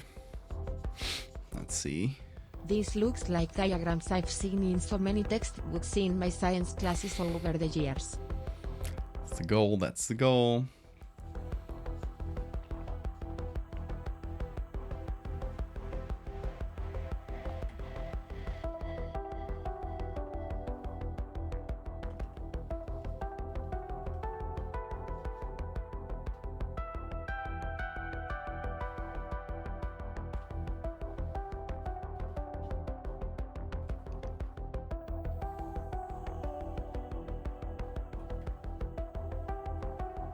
Okay, so we're gonna have this at the top cut at a slightly different line as well.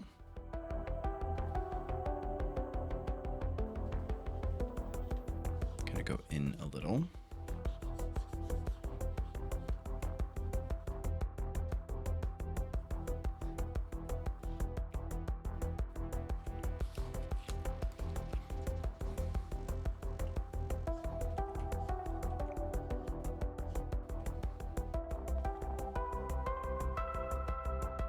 Okay, and we'll have to make a nice edge. Thankfully, we have this existing edge, which is really good. So we'll be able to use, I think, a lot of it. Let's see how much we can get away with using, is the question. Because there's only so much of it. But we can take this, use it for the left side. I do like that it has sort of this reddish edge around it, or this, I guess, brownish sort of rotten edge. So the idea is to make this into a simple texture, and then start applying. It'll give us a nicer, like, more organic looking edge as well. I'll have to cut the inside as well later. Yeah, that's a future me sort of problem. So we got one texture that did all of this. Now let's get the opposite texture, although we're already using it literally on that part of the edge, but still. We can probably reuse it as long as we are careful enough.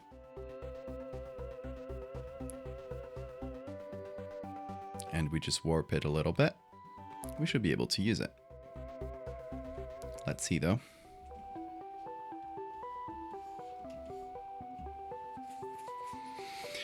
Did you end up testing the pre-alpha? I tried, but it gave me an error message. So I didn't have time to look into it now. It's something about a TXT file missing.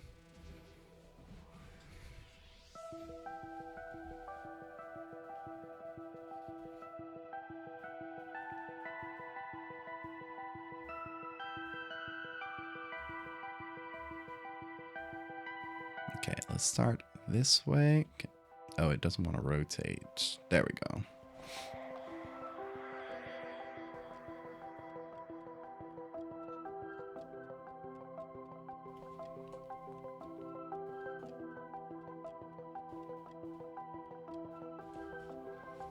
Okay, this honestly gives us just a really nice chunk of the edge, because it already pretty much connects with the bottom here, or with the existing one here, which I know is already this, but yeah, it's different enough, I think.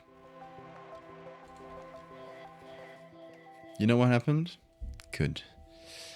I'm glad you at least identify the problem quickly.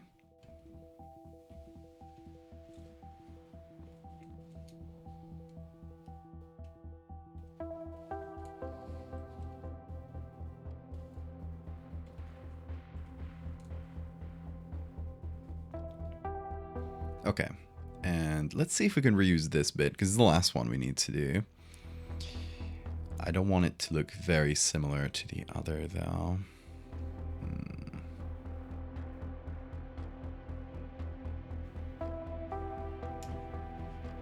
I think it does the trick. Who am I kidding?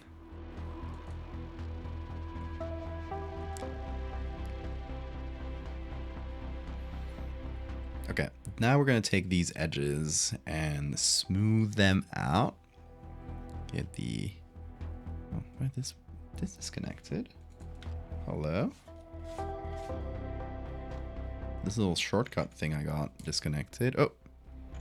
No, it's working again. Okay. Temporary outage. Hey, the internet is working fine, by the way. I'm glad. I was a little worried. Considering how unstable it had been for the last few hours. So far, it has not dropped. Let me check on my dashboard thingy. Oh, it did have a drop, like, at the beginning of the stream.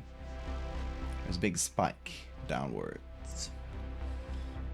Must have been, like, half an hour into the stream or something. Looks like. Or 20 minutes. But yeah, thankfully, it seems like it didn't completely drop the stream. Let's hope it doesn't happen again, folks.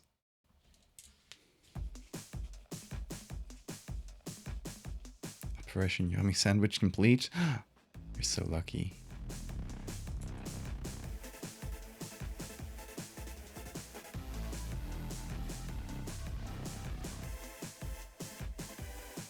The good thing about on my end about the internet being wonky is that I was like, I'm gonna have to wait anyway, so I'm gonna cook myself a nice dinner, and I made some homemade udon, which was delicious, with some rehydrated dried mushrooms, seaweed, and some bamboo. Very good.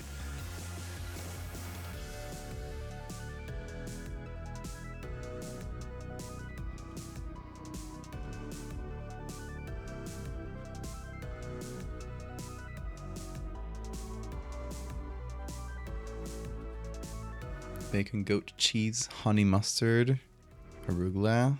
Very good. It's a yummy sandwich indeed. With a side of mango. Ooh, decadent.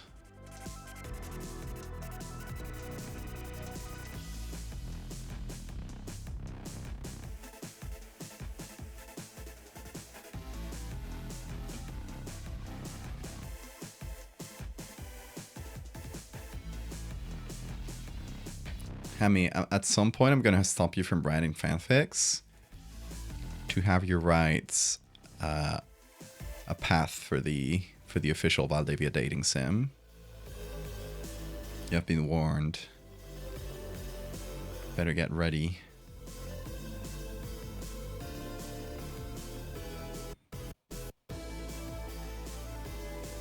Anyone who writes a Teriel fanfic gets an instant invitation.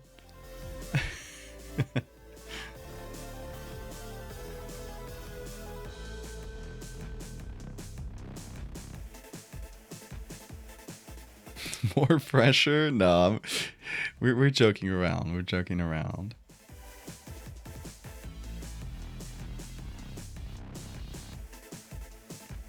I will be done flattered, not gonna lie. I link my whole out3 bibliografía.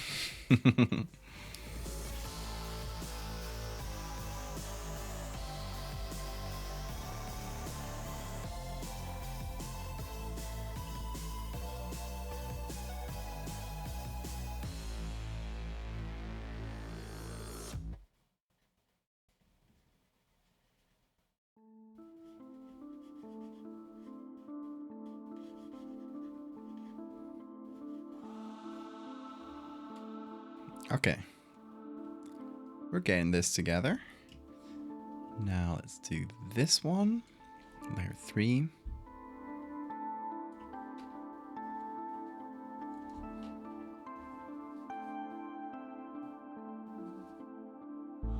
You want to see a gecko I got? Yes, I want to see a gecko you got.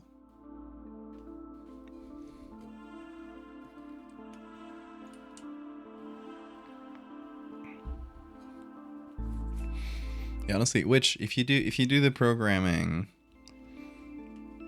unless you really want to, you should be spared. You should be spared from doing the writing.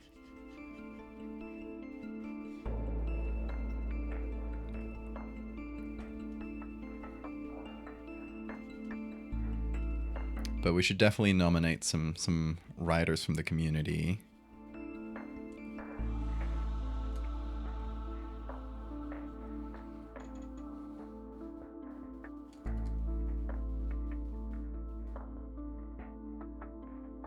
AO3 sounds a lot better than AO3.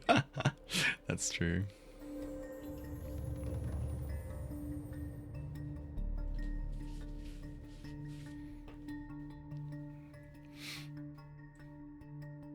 Googly Owl having a voice like the air in a bird's bones is really good, yes. And Terry sounded like sinew tightening against bones. Very good. Love you. Your bone-based descriptions are always good.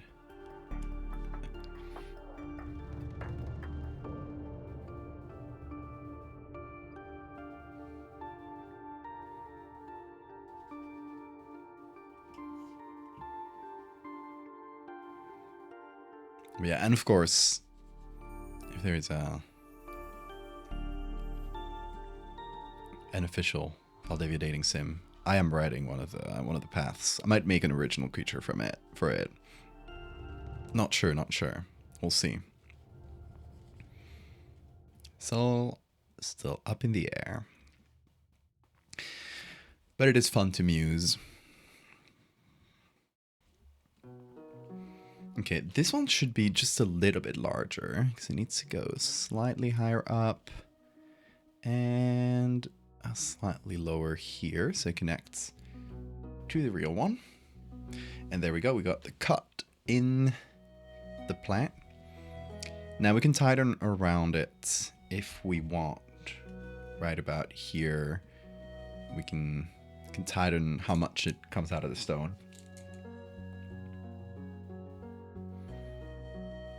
But so far, I think we got something that works fairly well.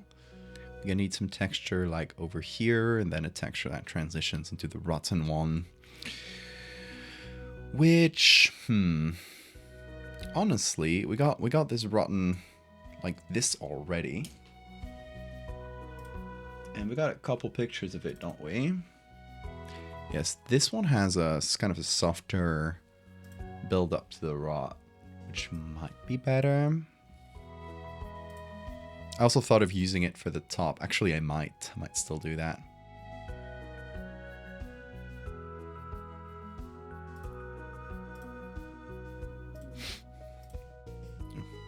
Stomach's rumbling. Thanks for the save reminder. Gecko's in the media zone. I'm in Discord.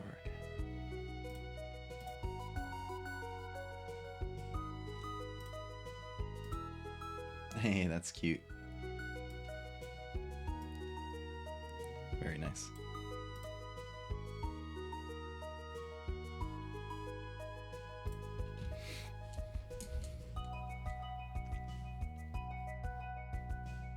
You gonna sleep, Hammy?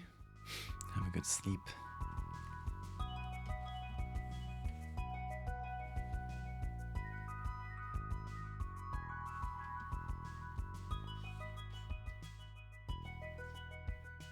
Okay, so let's use this for the rotten texture. Hell no, I'm just making sure I'm in a comfortable spot. Oh, okay.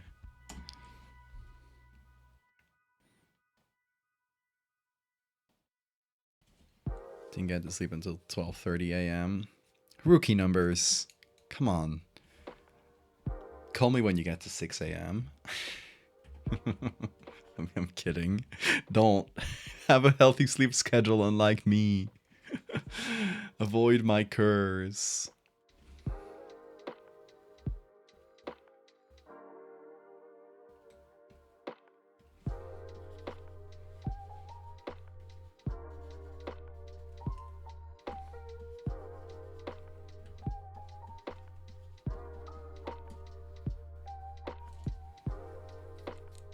For 35 bits, red, black, or green?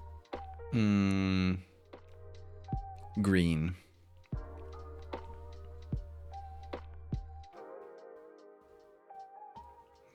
Which is making me gamble again. Jesus, I haven't done the 24 hours thing in the longest.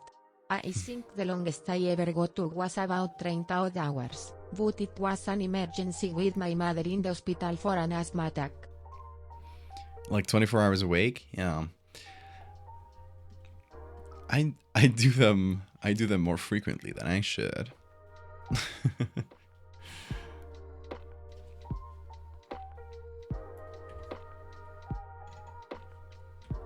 Yeah, honestly, it's been a minute since I've done it, so I try not to because I use like these sorts of things to like reset my sleep schedule, if that makes sense. So the problem is you may reset your sleep schedule for like a day or two, but it has a high risk of becoming what is called non-24-hour sleep disorder, which is, it's basically when your internal clock is just completely unaligned from the real one. It's what happens to some blind people or people who are stuck in like, you know, underground for a long time.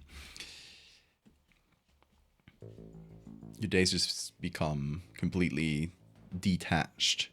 And that is the fucking worst. Would not recommend it, folks. Don't do it. Don't be like me. Anyway, I think we got a pretty good base here. I gotta go pee. So I'll do a quick bathroom break. I'll fill up my water as well. I will I'll get Bean. you stop fully processing a lot around the 30-hour mark. Yeah, definitely. Being in a haze that's fueled by simple machinations and trying your best to get from point A to point B, I think is left for a good 12 hours, at least, by the time I got to rest. Yeah, sleeping for 12 hours really sucks too because you're more tired. I will personally give you these subs. But that's kit minimal. Wanna make a side bet for red or black? Side bet for red or black?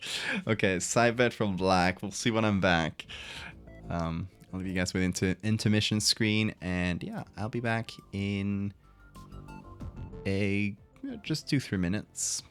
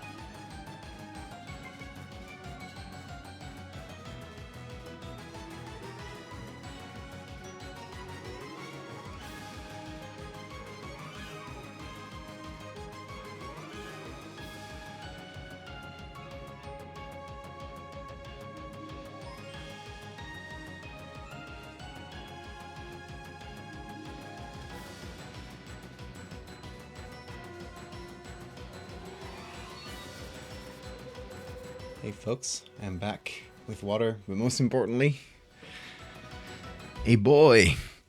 A very, very sleepy boy. How are y'all doing? Oop. Oh, Witch, thanks for the bits.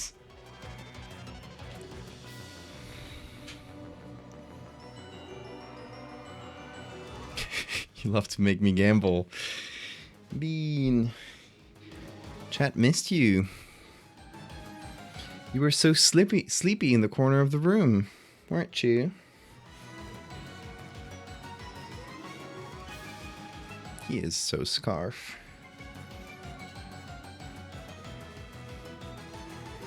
He's perhaps the scarfest of them all.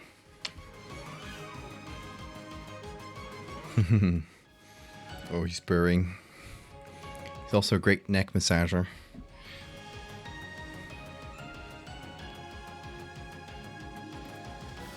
Does he want treats? I mean, always. Should we give him a treat, chat? Let's give him a treat. Let's give him a treat. Do you want... You gotta finish these treats before getting to the crunchy ones. Get you one of these. Yes.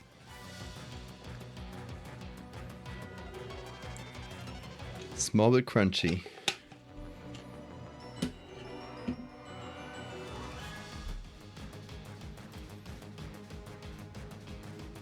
Okay. He is full of love. I mean, look at what we're making. It's a big old plant. And it eats you. Not you. You're safe.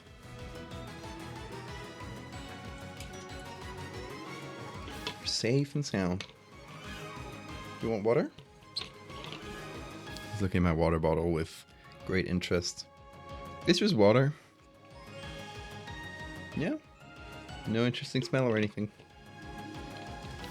If I eat or drink something, he has to inspect it for safety, you know? You gotta make sure there's nothing dangerous or tasty in there.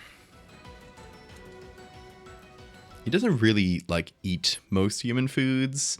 He only goes crazy for, like, processed meats, like ham. But he loves to smell it. I mean, you are. No, don't pull. There you go. His thumb nail was like stuck in my t-shirt. Alrighty. So, where were we? Yes, we're making the inside of this plant. Kind of figuring out different textures to put in. So one thing I wanted to do is, Bean is sitting on my tablet. Oh, there you go. Hold on, let's get Bean Cam up. There he is. The boy, the man. All right, so we got this texture. What? Why did he do that?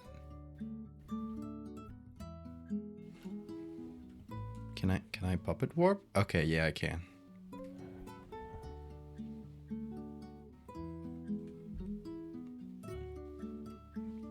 Don't love how this works. Let me try regular warp.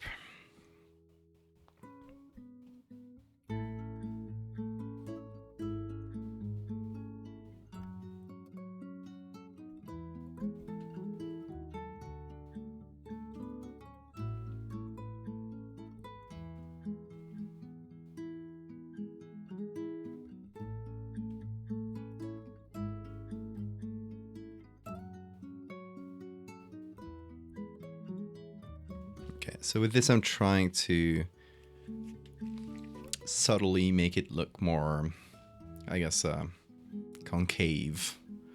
I always get concave and convex mixed up. Isn't that right, Bean?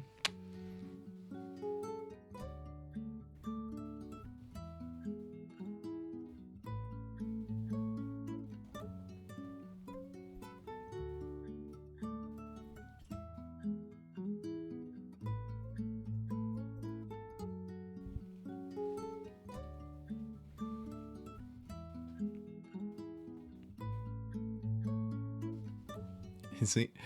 I'm not sure he wants to do art right now. He just wants to be close. Isn't that true, Bean? Mm-hmm. Right? Lucas, here?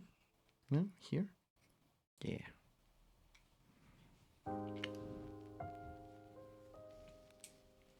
Let me put my arm under your tail, because otherwise I'll crush it. Oop. No, you're fine, you're fine, you're fine. Oh, you're not bothering me. You're not bothering me. I'm sorry. I'm sorry if you thought... No, you're not bothering me. It's okay. It's fine. No. You can stay here. You can stay here. Don't feel bad about it. You were not bothering me. Not at all. Not in the slightest, Bean. I love you so.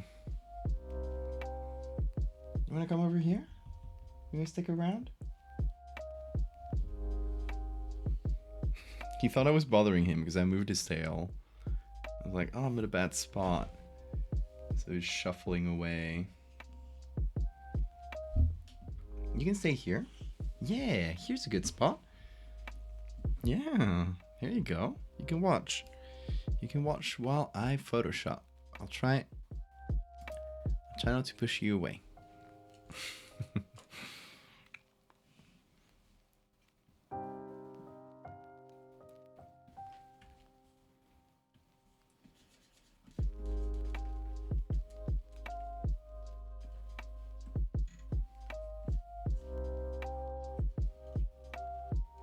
Hey, Bean. Yeah, that's the pet. Do you want to draw? Is that it? Do you want to draw, perhaps? Should I prepare a little canvas for the boy? Do you want to draw with a soft brush or a hard brush? Soft brush or hard brush? Depends on the side he goes for. He's thinking about it. Hard brush, okay. Let's do hard brush with pressure. Okay, folks. Let's see. Let's put the tablet in front of him. Go. Oh, let's put in a new layer while I'm at it.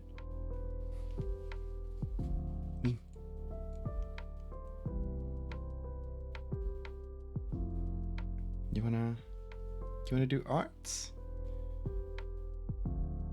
Look how he seriously considers like every single stroke.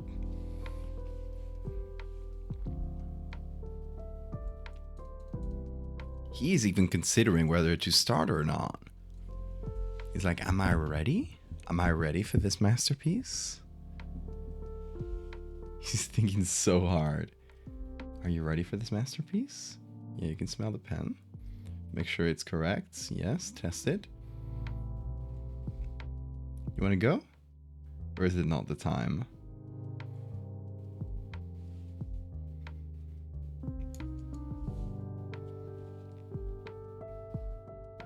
Is it time or not? You seemed interested.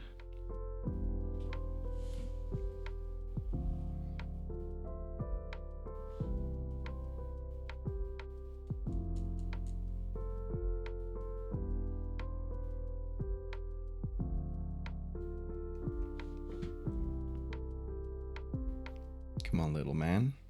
Yes! Oh, he's going for it. He's going for it. Good. Good job. Considering his next move.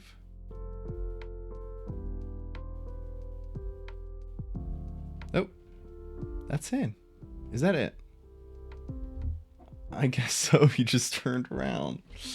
He just turned around.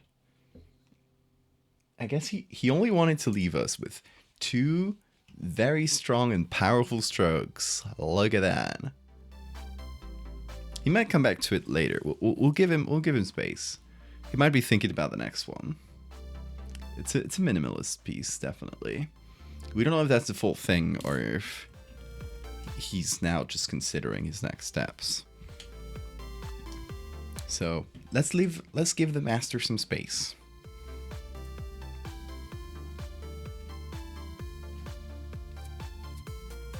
Is he the muse or is he the artist? Am I the muse? Is he both the artist and the muse?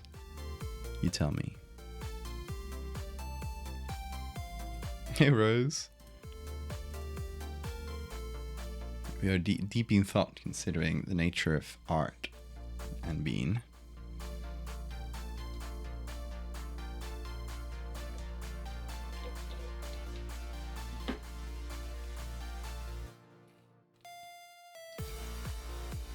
It is an actual nephew, Rose. Bean is not a nephew or a son. He's a friend. He's a friend that I made. Aren't we best friends, Bean? He's my best friend in the world. Yes. Oh yeah, good scratches.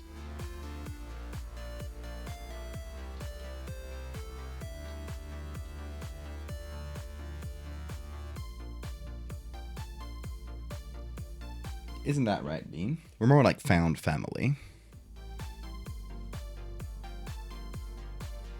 But for this piece, I'm talking about my human nephew. Who suggested the idea we're making today.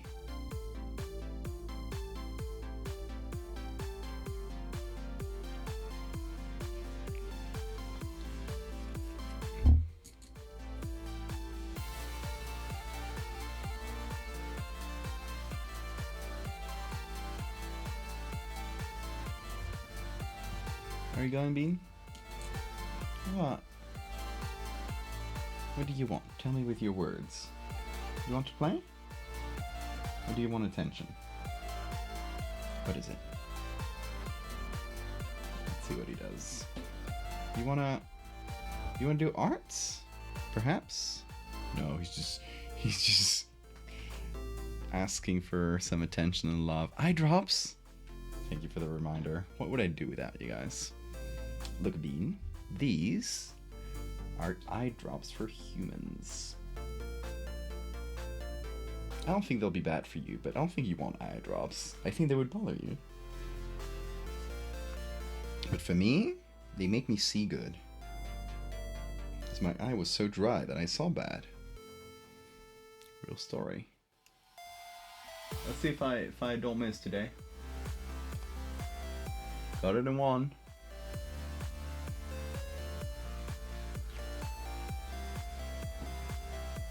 There, do you want one too, Bean? Should I pretend I put an eye drop on you so you don't feel left out? Let's give Bean a pretend eye drop. Also, thanks for the save reminder. Let's see. Look, Bean. Here. Got a pretend eye drop. No, no, wait. Hold.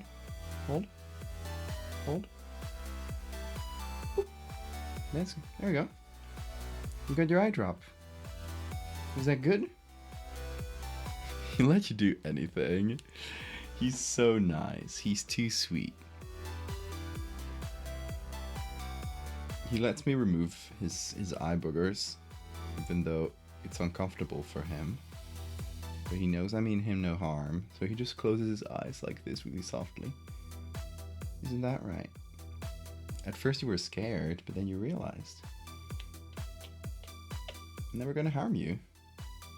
I'm always gonna be sweet and gentle when I remove your eye boogers.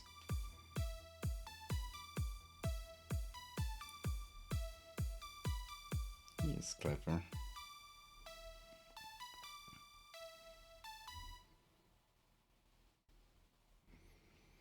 Also, it's funny how animals will, like, they know when they're being taken care of.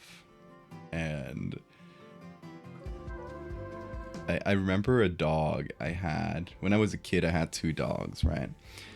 If one of them got hurt and he started limping from one foot,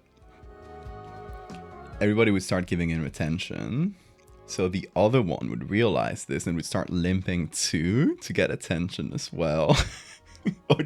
Or he would start pretend limping just so you would give him attention. They're so smart. But they definitely know and appreciate when you're taking care of them, even if you're like, I don't know, doing something that's uncomfortable to them in the moment.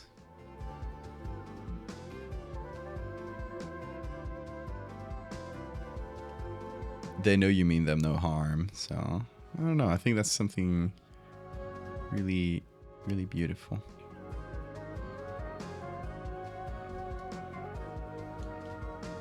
Isn't that right, Bean? Yes. He knows when I'm removing his eye boogers.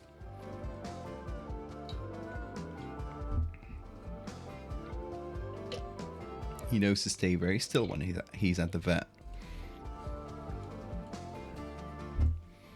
Even though he's absolutely, like, mortified.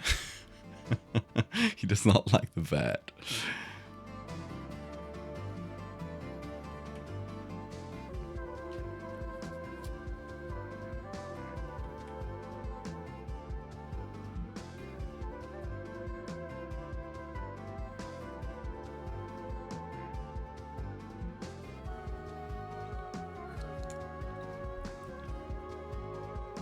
Okay, let's see. Let's do the top of the leaf here. Actually, I might just change the entire top, because it's not a great match for the dirt, which we're seeing a little bit from below. So this kind of feels like it's at the wrong slant. So it might look better if I do, wait, a regular version of this. This one here.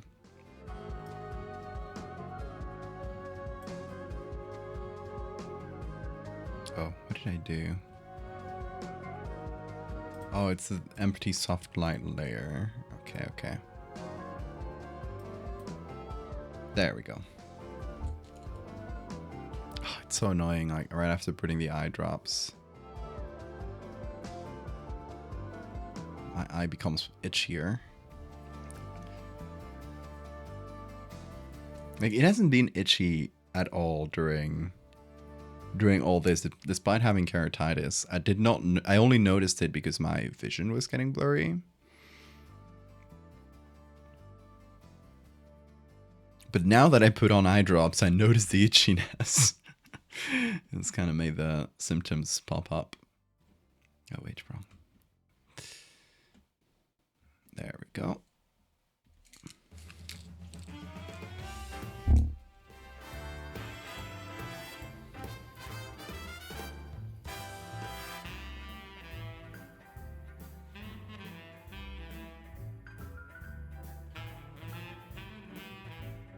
Okay, it's definitely better.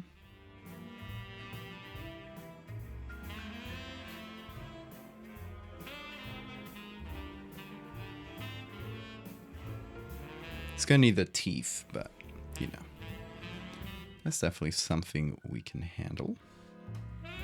So we're gonna put this underneath the opened up layer.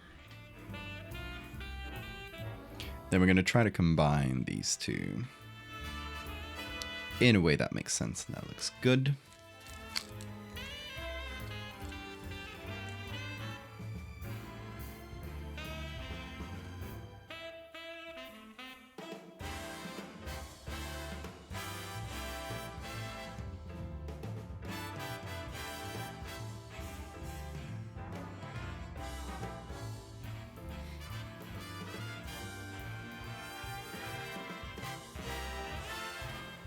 Okay, let's first hide the top of the plant from here and above. All of this. Get rid of the whole thing. Now we put that on. We cut the edges. Oh, we missed a little bit from the original. Here we go.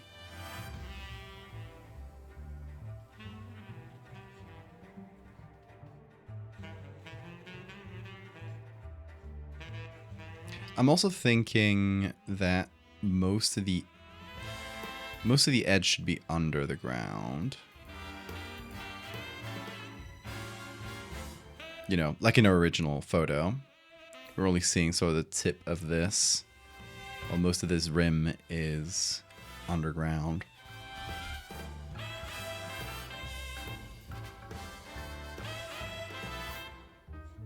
Okay, let's start with this.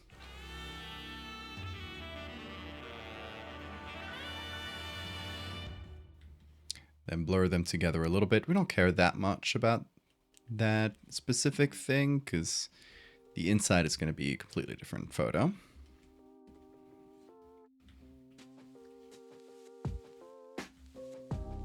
Okay. Then we get this, which we're going to continue all the way up to the top.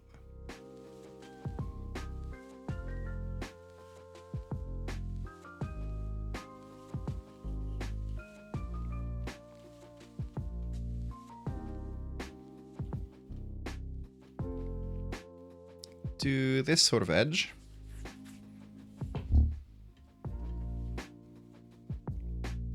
Push this up a little.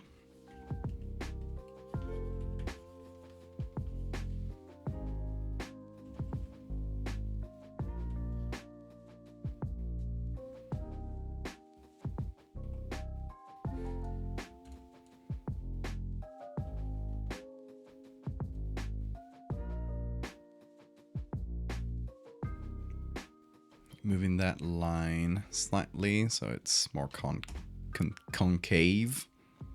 That's the word. All right, then if I let this sort of filter through into the top like that, it'll look a bit better, a little bit more continuous.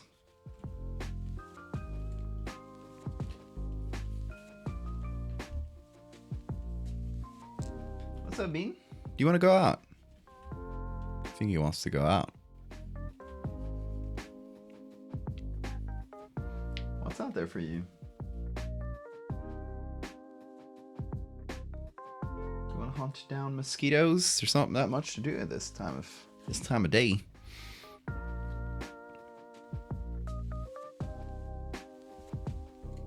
Okay, now we need to take these edges and continue them a little bit.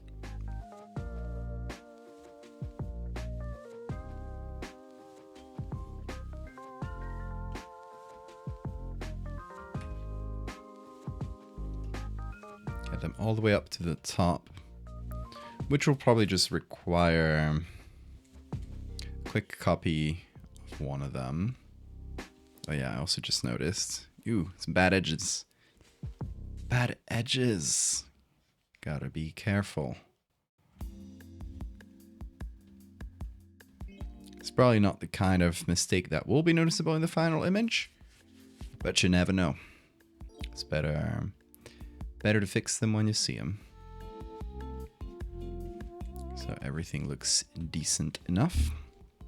Anyway, making a copy of this and just finding a nice spot, which we're gonna puppet warp like so. Oh wait.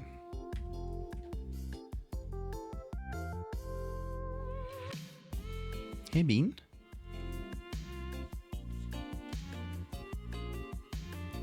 Goes all the way to the top like that. And then just another copy of it. I'm gonna flip it. We're gonna choose a different area.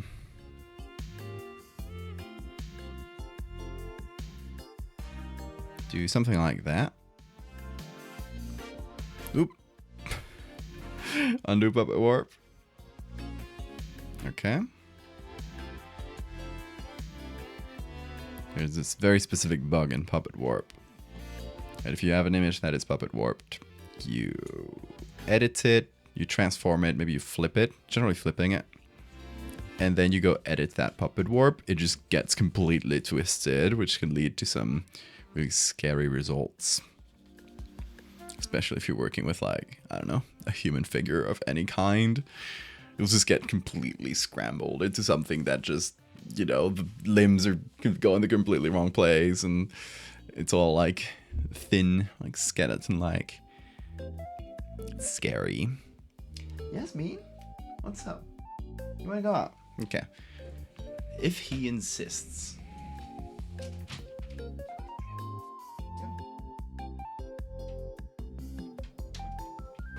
I'm not gonna leave the door open because I don't want to bother sleeping people.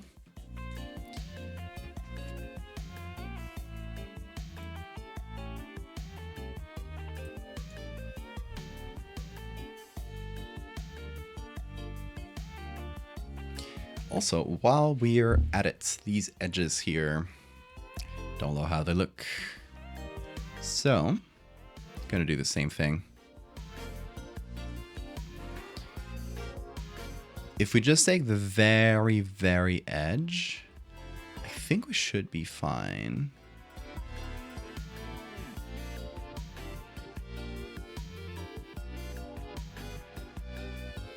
So we just take this and then only apply the very tip. So it really gels with the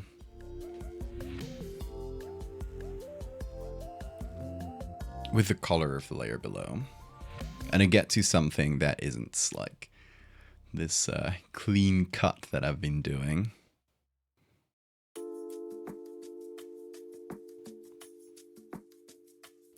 Although, wait, it should go further left, right? It should go like this. Because otherwise we need to do like the inner part of it. And I can't be bothered. So let's make it do this.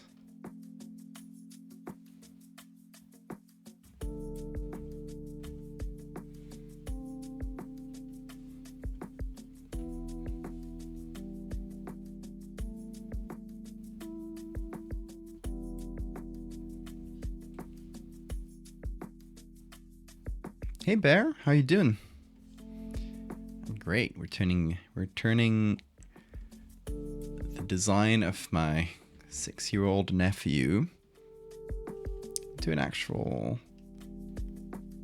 speculative biology thing,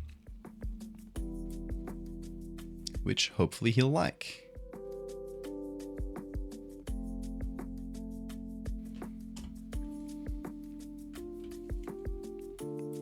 Got a tough audience, by the way. He knows every single kind of shark there is.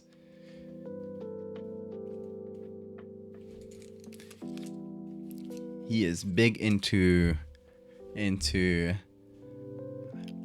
animals and creatures and dragons. So I really gotta do my best to impress him.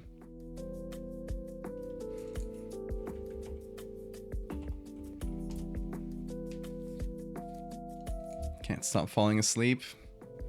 Oh, if you're free, that's not a terrible thing.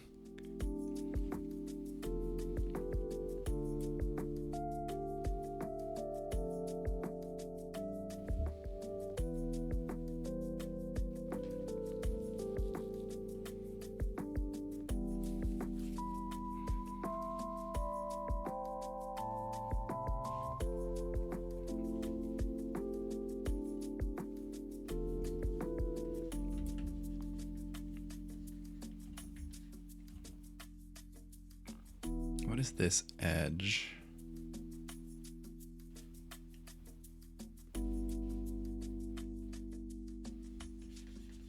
There we go.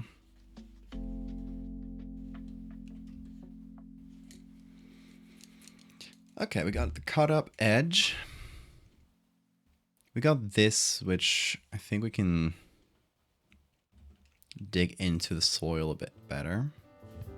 I'm gonna do something to it as well. I'm gonna take the normal layer here, just put it on top of the whole thing.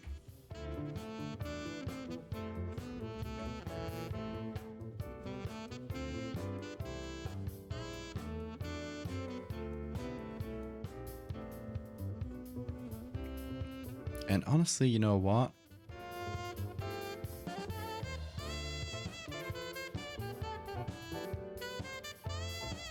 Since only the very top should pop out from the ground.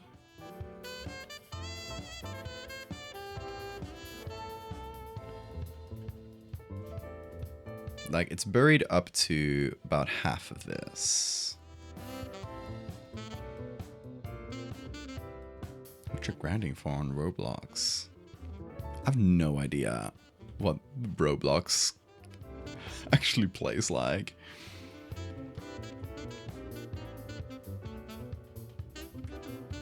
I only hear about them because of the abusive labor practices, basically. That's most of what I know about them. Which doesn't reflect great.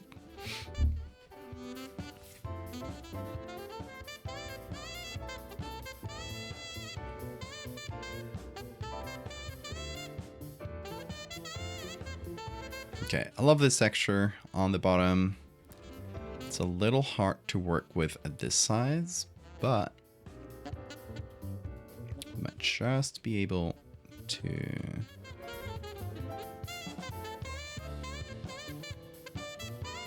multiply it a couple of times and do something better with it. Grinding for a game item in one of the games. Yeah, I guess it's more of a platform than a game, right? I understand.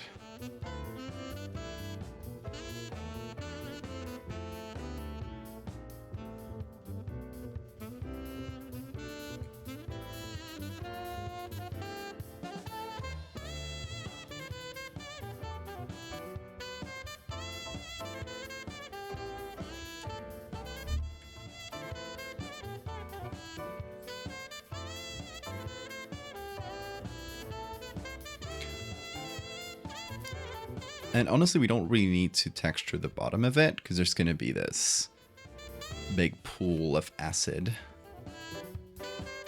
that we can sort of see through. So what I'm going to do is I'm going to flip this. I'm going to start applying it like as we go up.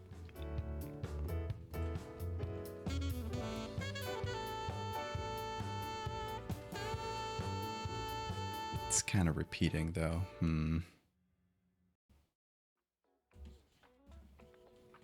Okay, I think let's figure out the coloring of the bottom, just like the back later, because first we gotta put stuff in. So let's focus on that first. So we are working on top of this layer, which honestly, I should probably just put this in a group. Here's what I'm gonna do.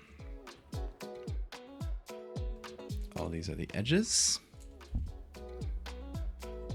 And all of this is the inside. So I'm gonna pull this up here. There we go.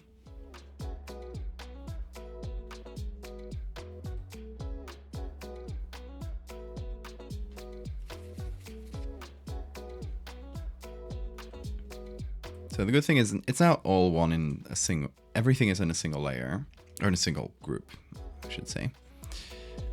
So we can work on the lighting, on everything together. It should be a little simpler. I think I hear Bean outside. Let's see if he's clamoring to come in.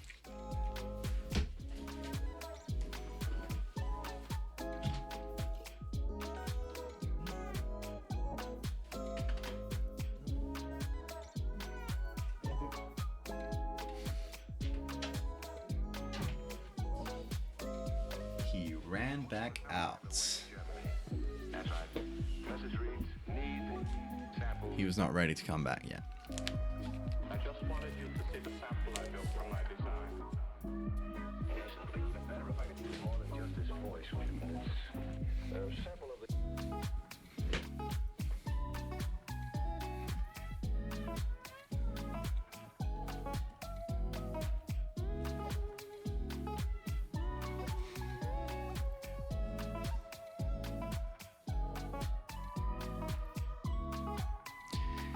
Yeah, I'm wondering how to, like, where to exactly cut the edge of the plant as it comes out of the ground.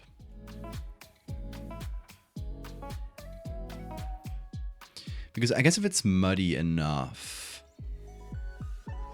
it would probably just sort of stick to the edges a bit more.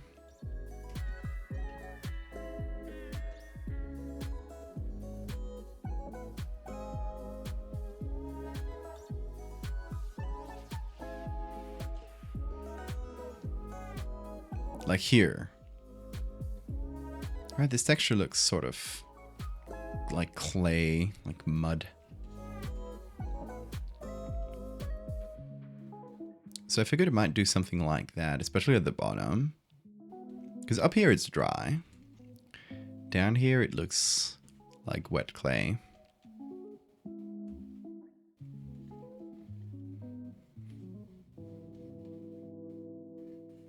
So maybe some kind of muddy texture to put on the skin here. What's a good muddy texture?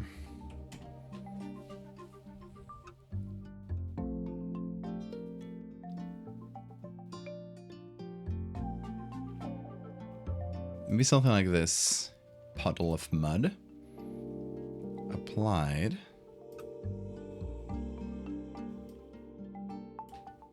As a texture on top. That just makes it look wrinkly, actually. Maybe that combined with a color layer or something. Just gotta be a good way of doing this.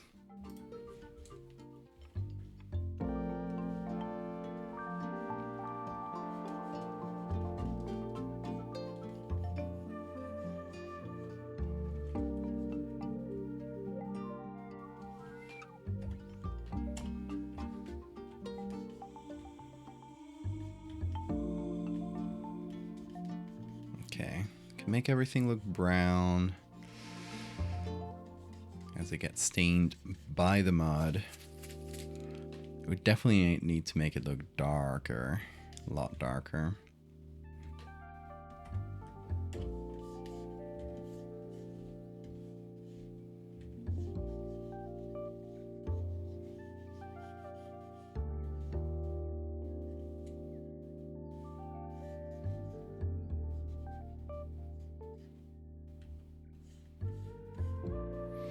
Okay, let's see. And for the edges,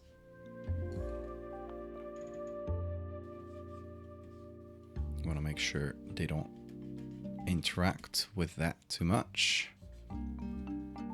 so we don't get any weird like overlapping textures.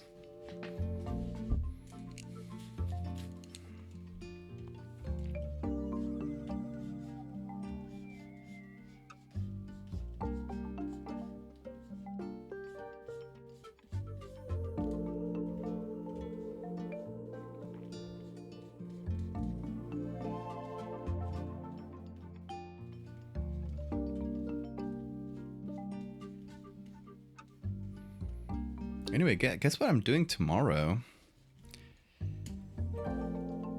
We had for the Illustrator Association, we do like events where they'll invite people to come over and I don't know, talk about different things in their area of expertise. And tomorrow they're bringing over an artist who's worked a lot with embroidery. Like she's done a whole comic in embroidery, which just sounds like an insane amount of work. And yeah,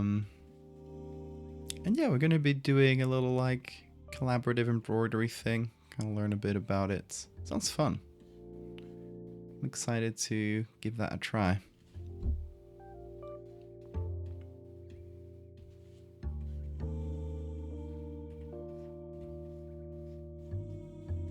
Even if I'm lousy at it, which I probably will.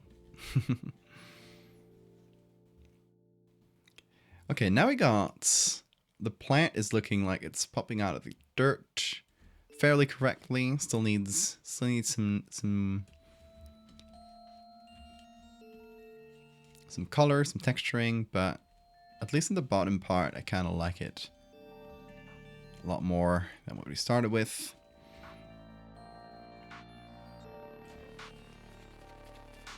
The whole thing, by the way, I'm gonna put everything in a single group back and work with that as a whole thing. Because look at the top of the image, look how washed out it is. We're gonna have to do that. We're gonna have to take like somewhere around this color or this if we're being a bit more conservative, and we're gonna put that as a screen layer on top, I think. Something like that.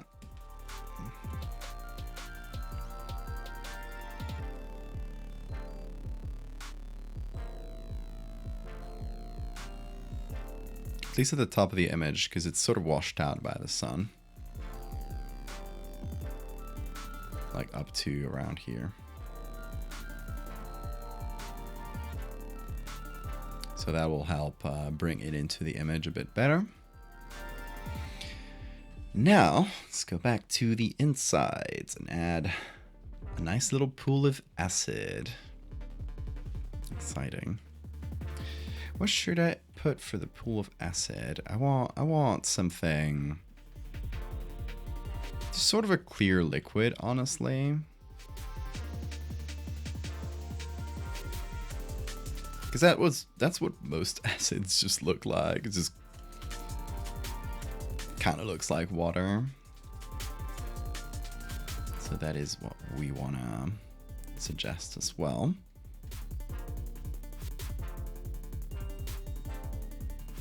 Even though our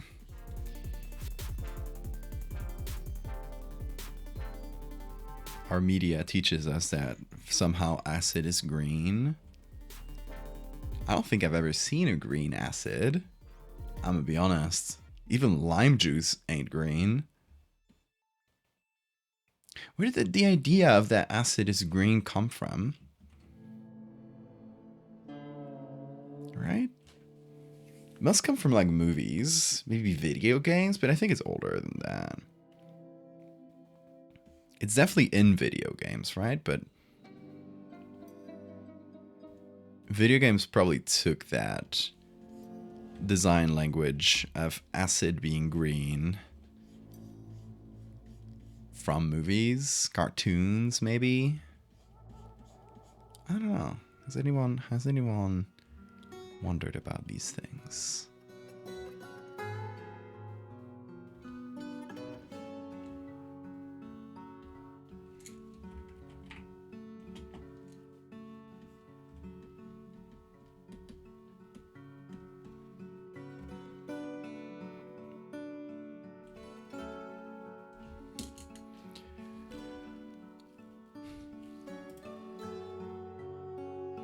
We could do something thick as well.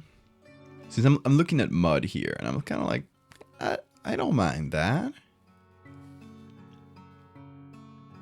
I bet it would get pretty muddy in there, realistically, too.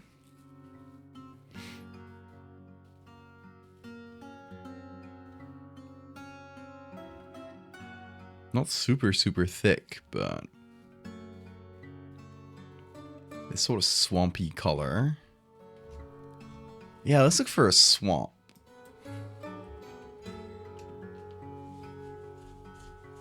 Something with some sort of algae bloom. Algae? Yeah. You know what I mean, chat. Also, where's the boy? I haven't heard from the boy in a minute.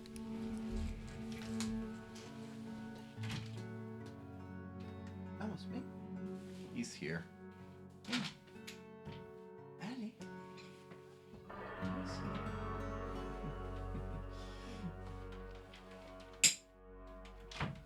It's funny because I'll open the door, but he doesn't get that means come in. So he'll just sort of sit there still. Here comes the boy. Yes! There he is. Chat, look. Huh?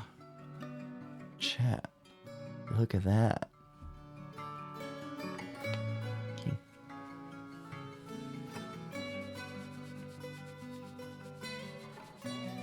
Yeah, green color as a color of decomposition and rot. I guess, but it's not like acid is usually like neon green. Really strong color. Sort of glowy green.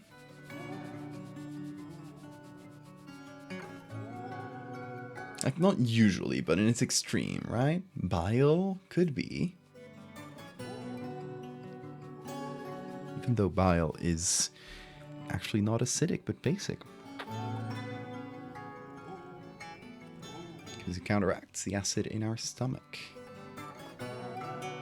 He joined Rust just at the right time for bean. Exactly. All time is bean time. Isn't that right, little man? Whoop. You want to hop on correctly? Come on. Hop on. Hop on. Let's go. Come on. Here. Here? He's thinking about it. He's seriously considering weighing the options. Come on. Oh. Over here. Come on. Yes. Yes. Good boy. Let's give him a crunch. One crunch. A single one. That was a pretty good one. Especially for a small treat like that. Let's give you another one. Folks, let's get a second crunch. Nice. Sort of a wet crunch. My boy is salivating. Ugh. All over my hand, too. Let's go with this. There we go. Bean, careful with your claws. There you go. Beautiful. Kind of treats you up there bad for Bean. Depends on what I find at the store. I usually buy a couple different ones and just mix them up in this little thing. I'm finishing these. I got 2 new ones that are the crunchy ones that really make a good crunch, but they're big. And then I have smaller ones which are, I don't know, there's something about tooth health on them. So probably something good in them. Apart from empty calories. Ain't that right, Bean? Yeah. Good old empty calories. Who cares, Bean, right? Who cares? A good treat is a good treat.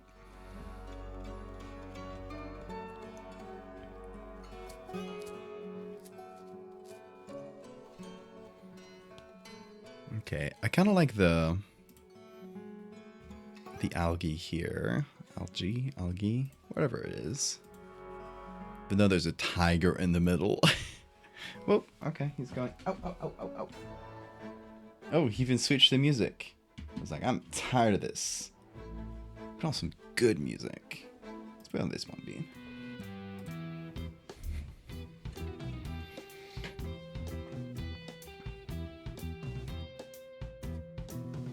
Let's just put a tiger inside. He just lives there now. He's very small. No, but I kind of like this.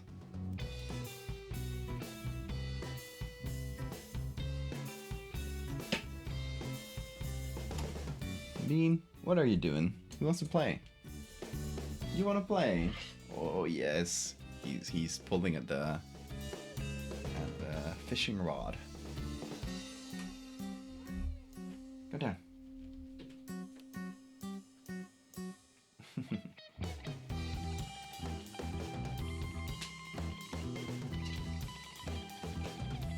Go spin.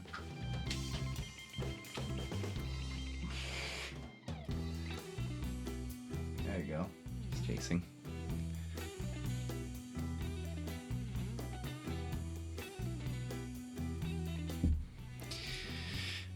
All right. Let's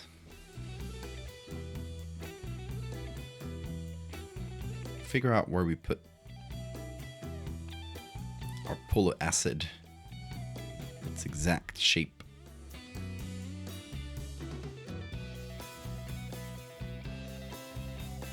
Because we are at this part, in this part of the image, right here, we're seeing the grass and stuff from below, but here we're seeing the ground from above, or I guess the bottom of this trench. And there's probably a bit of like run up to it, like it's not the flat ground there. Otherwise, this picture would be really, how do you call it, like fish eye, which it isn't. It's probably like running up a little bit, and then you just got the wall. But in either case, in this lower part of the image, we're looking a little bit down, so we would be seeing the water in this sort of perspective. Although I wanna imply that it's larger, that we're cutting a little window into it, but it goes down.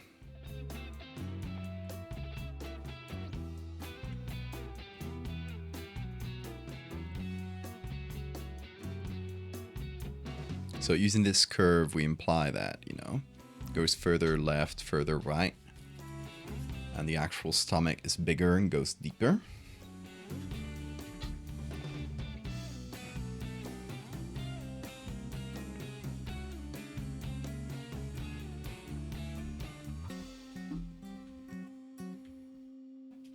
And I do like this gross, like, algae texture.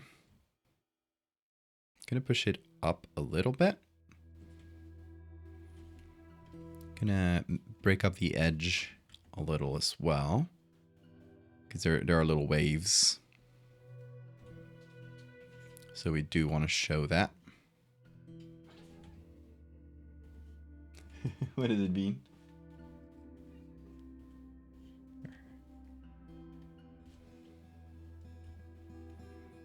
Now, we add adjustment layers.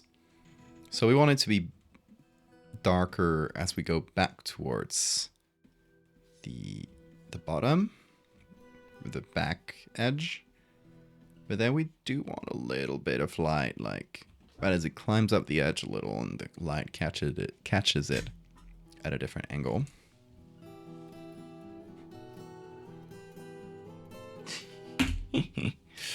Oh, Bean.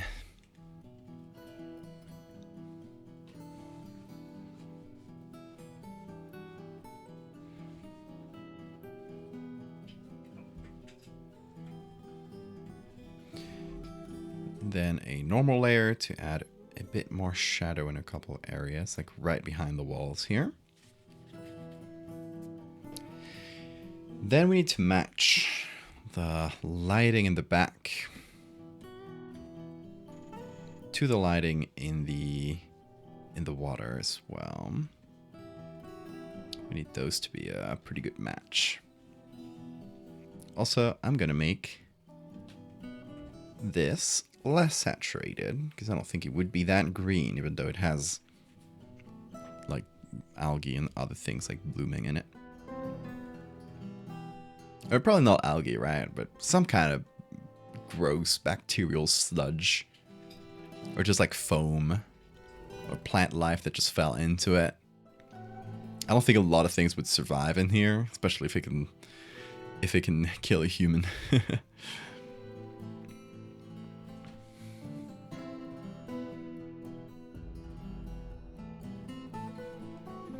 And then let's see, we got this texture here. The stomach-like texture, which I did want to use. I want to use it a couple of times.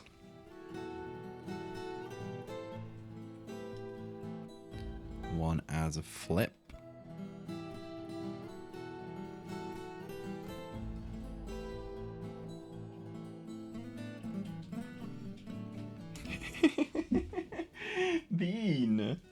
even are you? Hey, come over. Come over. Come over. Come over. No. Does not want to come over.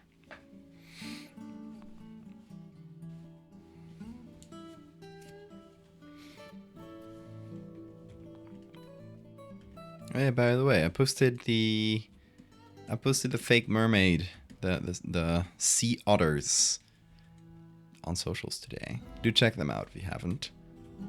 Especially because they didn't do super well. I think I might have messed up the tone of it. Because it's supposed to be a silly post, but I wrote it exactly like my serious posts, and I think maybe people didn't get that. I'm not sure.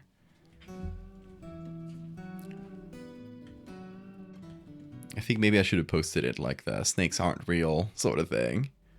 And then I think it would have caught people's attention more. Maybe I'll do someday. Bean is using supersonic speed. Yeah, so he's running.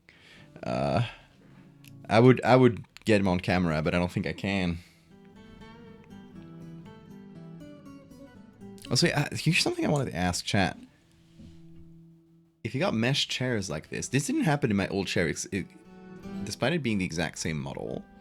Do you guys hear? Because I think the mic without the sound suppression is picking it up. If I get back, the mesh will do this really loud sound against the chair itself. If you guys got any tips on how to make that not make noise, that would be fantastic. Because it's driving me up the wall. You don't hear it? Hold on, let me get the mic on it. I think it's being picked up now. Well, you also heard this. That's a different thing. This. Anyway. Drive me crazy. Cry? I already cry. Every night. Because of the mesh sound.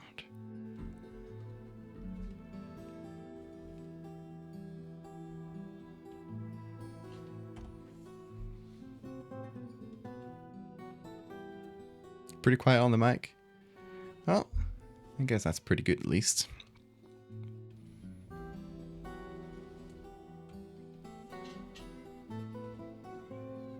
What is it, Bean? Hi? Where are you? Down here? You still playful? You still wanna run around? Yes, you do.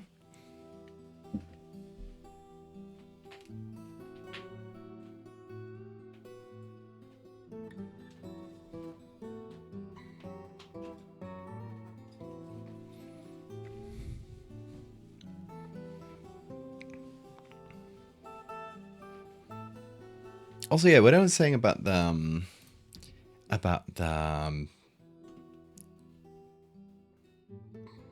sea beavers.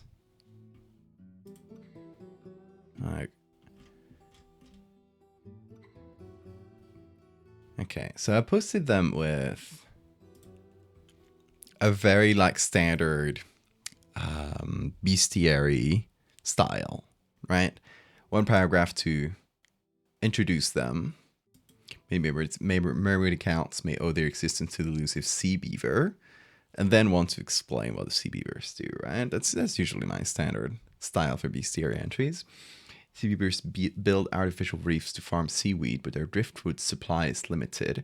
This has led some to create lures to attract attention and provoke shipwrecks, bringing in new building materials.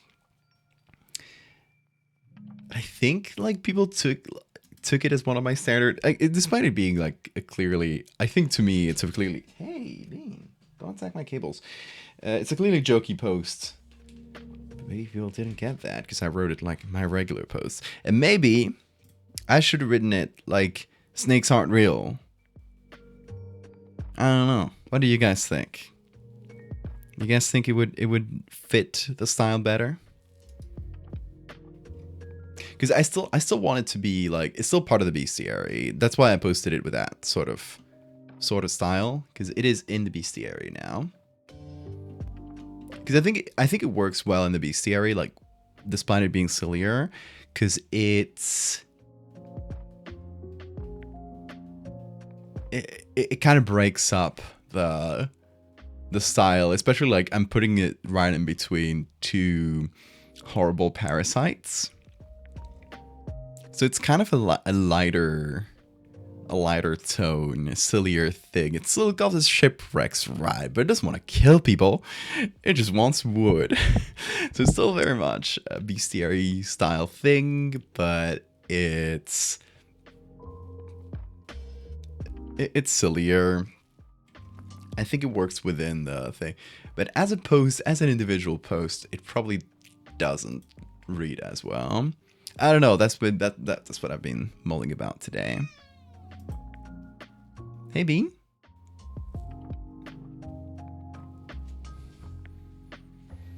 I don't know. In like a year or so, when people have forgotten about this post, I'll try the other style and see if people like that.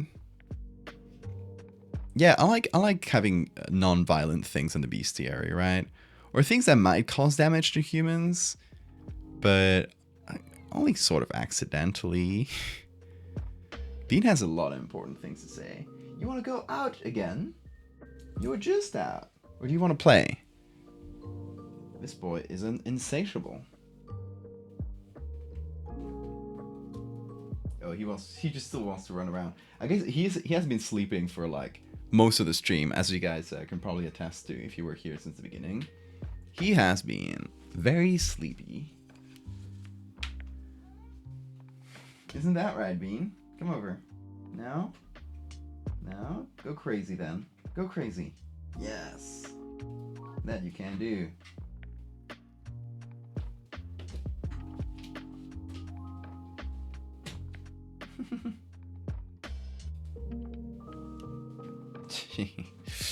Anyway.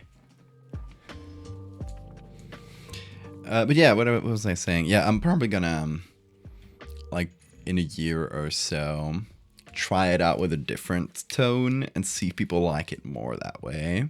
Because now it's already in the bestiary. But I want to experiment and see what people think. Just say it just in a... So if you post the same image, but say it in a different way. There's a couple that I want to sort of repost with just different text as an experiment. Another one that I feel like mostly just stuff that I guess fell flat social media wise. I was like, maybe I should have said it differently while keeping the same concept, right? But just turn to the tone a little bit and see if that works. I think that'll be pretty interesting. And the other one I was thinking about is the Blue Angel, this one here. Which I think is a cool concept, but it in the post I both explain what the character is and what the... Well, I guess this is like this here. It's only a slightly longer version of the post, but yeah, it's a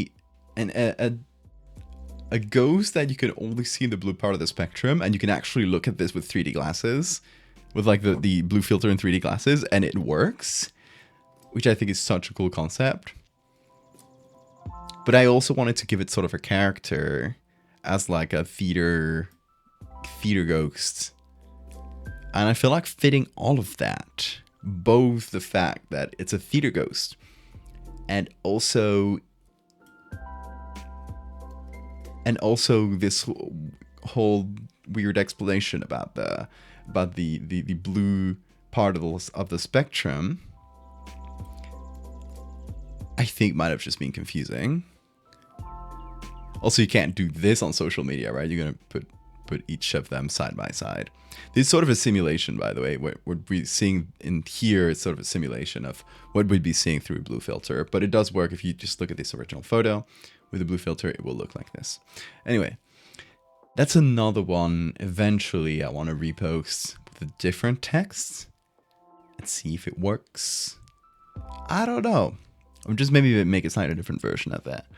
I really like this idea. the concept of ghosts being translucent because they're only active in certain parts of the light spectrum.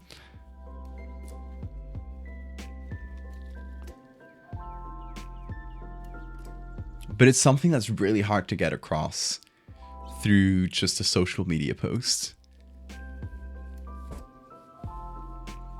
I don't know, this is part of a collection I've been thinking about, which is just ghosts. Ghosts that have different gimmicks to them. And I don't know, it might be my next collection after I do want to get like... It's kind of like bestiary, where I can do them as one-offs and then eventually just put them in a collection. So I'm not like forcing myself to do this really long story. I just can gauge what people think and everything first.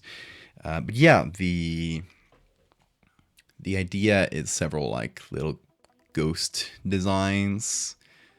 And I don't know, one of them can only be seen in the blue part of the light spectrum. The other one, there's one that can only be seen in reflections. That's the two I've done so far.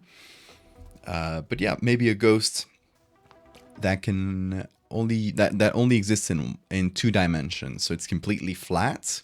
And if it's like looking straight at you, you can't see it. Or you can see it because you can only see it very slightly, because since your eyes aren't like, if you're only looking at it through one eye, it's completely invisible, right? Through both eyes, it's sort of, you can maybe see a blurry version of some sort of line thing that's following you. But then let's say it's heading towards you and you look at a reflection, like a mirror to your side, you can actually see it in the mirror as a sort of flat thing. I thought that might be fun. Again, these are tough concepts to sort of demonstrate with a post's worth of text. So that's a difficulty of that series, especially if I want to do both that and each of them having like a bit of a personality. Yeah, exactly. It's just like the series is just, I don't know, I might just call it Ghosts or Sphere, it's a Phantom, something like that. But yeah, it's just going to be this collection of different ghosts. I got here, ghosts. Ghosts that only exist in the ultraviolet part of the spectrum. A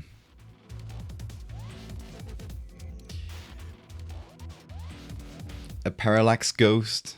So, you know, when you move around and like things that are closer to you will move more than things that are further away from you. Like when you're in a train and the things next to the tracks will move really fast while the things out in the distance will move really slow. It's a ghost that has like the wrong parallax. So it might look like a normal person, like you're looking at this person, but then you move around and the person moves like more than they should. And they just kind of glide around if you do this out in the distance, which I think would make for really cool and really scary effects. It would have to be something with movement to it, so I don't know exactly how that would be achieved. But yeah, also ghosts that exist in 4 dimensions as opposed to the 2-dimensional one, so you only see like slices of it, like 3D slices. Ghost that is so faint that it only appears if you take a photo with long exposure. So if you looking at it, you're seeing right through it. It's pretty much invisible. But if you take this really long photo and just open up the shutter for a long time, it will appear clear there. I don't know. Got a lot of little ghost concepts that I might get around to at some point. There's one. Did I write this one? Yes, stereoscopic ghosts. So it appears like two blurry blobs, like out somewhere in your vision, and you need to cross your eyes to bring these 2 blobs together and get a clear picture of it. And we would on the photo, we would make a photo where you could actually, like, by blurring your eyes, get the complete picture. I think it could be done. Not by blurring your eyes, by crossing your eyes. I think it should be doable. I'm not super sure though. Like if I look, okay, if I take these two dots, right, two different dots, and I just cross my eyes. You can try doing this if you're looking at this on a big screen. You cross your eyes. I'm gonna make them bigger for you guys. You cross your eyes until they match. And you can sort of see, I think the white dot takes preference, actually. Interesting. Maybe it's a higher contrast one. But you can see the white dot with a bit of a dark halo around it. If I make the black one bigger. Okay. Yeah, you can see that better. It kind of looks like a ring with a white thing in the center. And if you do this with like two different parts of a face, they might look on their own like just two blobs, but you cross your eyes and it looks like a face. You can't cross your eyes. You got told your eyes would get stuck that way, and now you're scared. You're safe from the ghost. No, you're actually less safe from the ghost. The ghost will get you first because you won't be able to see it. You take your risks.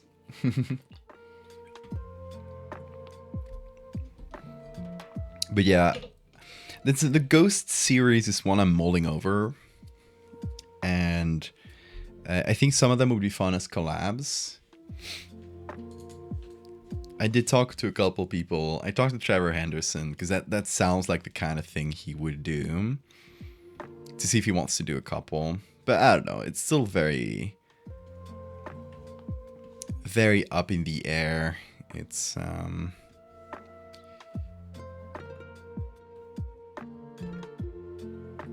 a potential fun concept.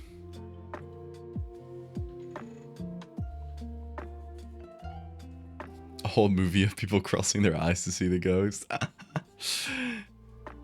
Make the moviegoers suffer a little bit. I like that.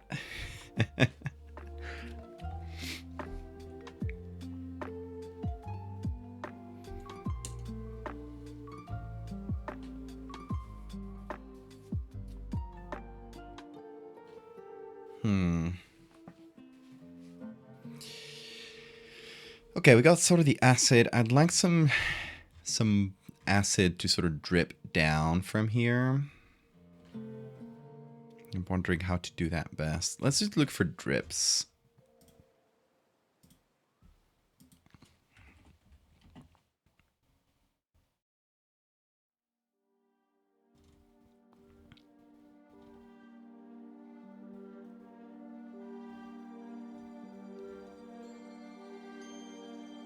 So I'm looking for drips. Well, this is pretty good too. Like, you know, some sort of like running water.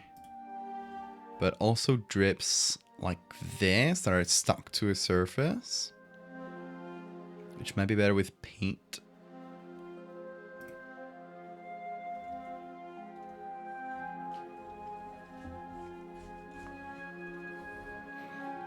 Because that's a harder photo to get with water. I mean, we could have just a bunch of it coming out using this coffee. I do like the edge of this. I think it looks pretty good.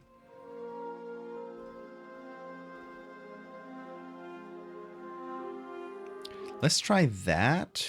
And then maybe simplify it a little so it's not as messy. So it feels like more of a constant drip rather than just a sudden tipping. How should I... Okay, I got an idea. So I get just the edge of this.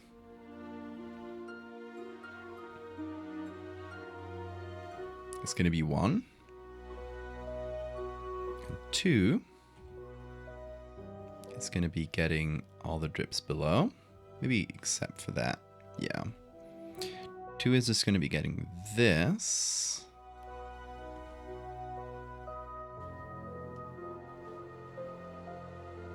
And going for high pass. Actually, maybe high pass for both. Let's try that.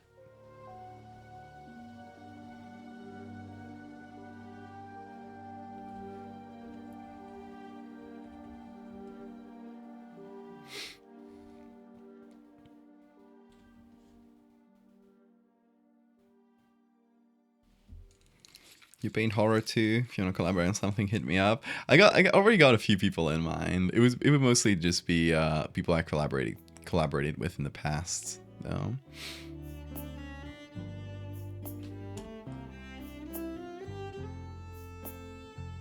Because I got like specific ideas for each of them.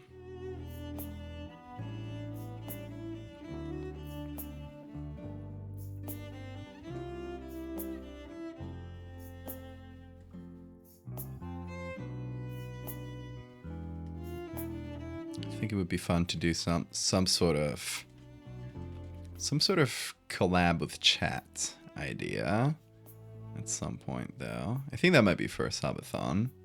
Still don't know what shape that would take, though, because there is a lot of y'all.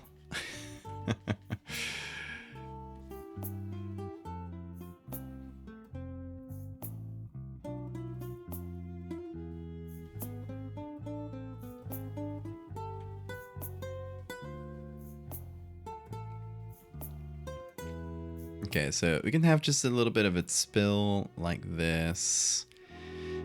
Maybe it's smaller. We need to go a little smaller. So otherwise the drops will just look way too large or too thick.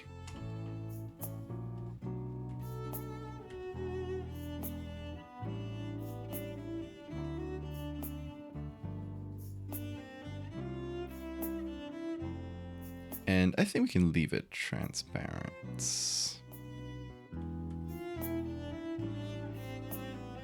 Because I was going to add color to it, but I don't think that would make that much sense. Oh, eye drops and reminder to save. Thank you, thank you. Let's see. Will I get it in one, folks? Will I get it in one? Oh shit! No, I blinked. I still gotta get used to it. I've been doing it for one day. Don't laugh at me if you guys are accustomed to doing eye drops, because I never really do them. Okay, I got it. I never really do them, so.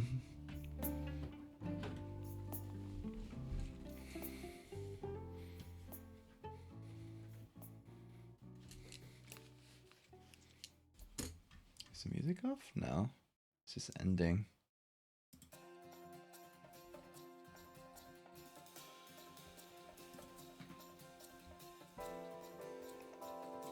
Let's change to something different. There we go.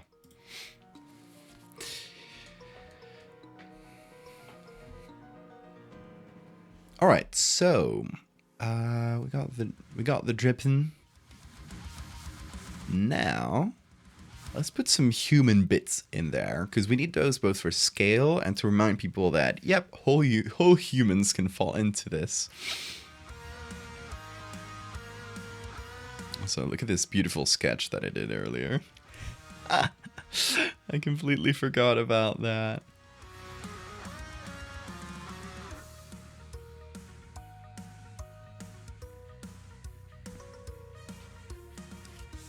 I also want to do spikes at the top, so I can't forget that. I'm gonna make a little notes. Just something like this to remind myself to add spikes. It's not meant to be a loyal representation of what the spikes will look like. But for now, do you guys think we'll find like bones in water?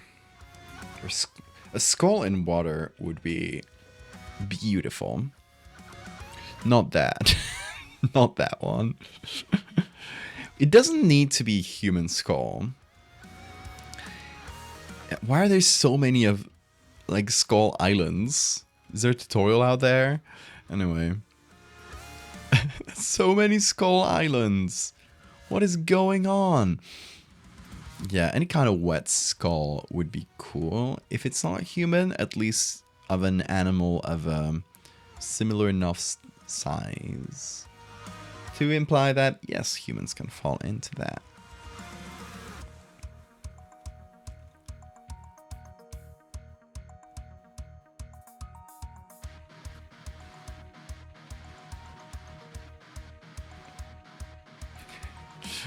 This search is futile, folks. So many costumes and skulls riding skull bikes. Hell yeah, it's a PNG too. Oh,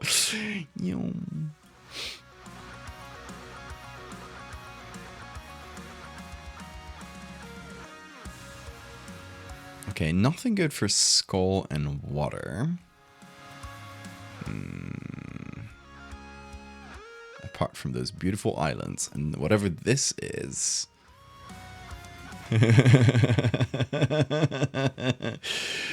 Evil skull. I love when they make skulls frown. It's always so funny to me.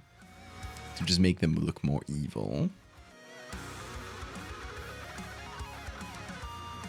Yeah, anyway, there's nothing of value here. Maybe bones water?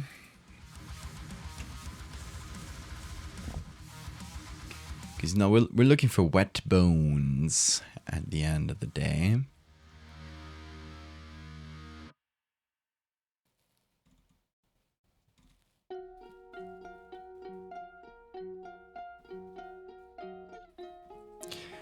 I have some photos. Oh, this one's pretty cool.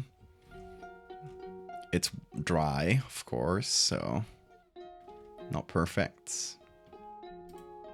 Is this one wet? This is just, I guess, very muddy, but not too bad. Maybe we need to look for bones in mud.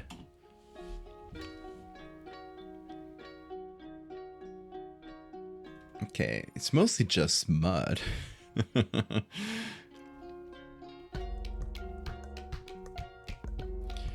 It's mostly just mud. Here's that picture again.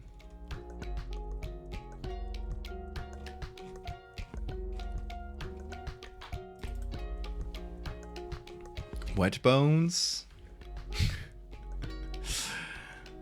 No wet bones. You got some fish bones. If that's anything. Fish bones would make no sense. Oh, there goes the JPEG. We got the mummified horse, I think? Is it mummified? No, it's just like, is it just plastic covering the bones? I'm not sure. In any case, not wet enough for us. Also got this really decomposed, I think it's horse as well. Might be cool as well.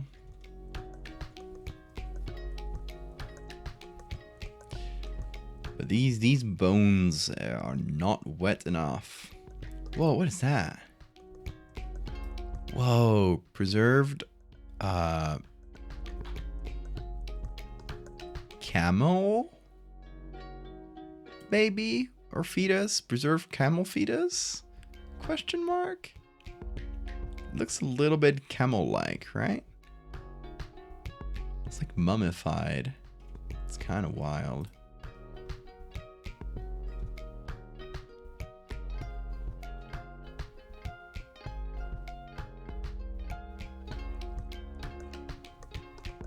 Bird?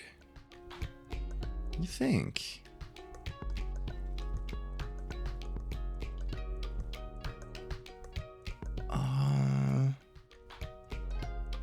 The arms are a little bit wing-like. Kind of wondering about the mouth, though. Could be bird. Could be bird.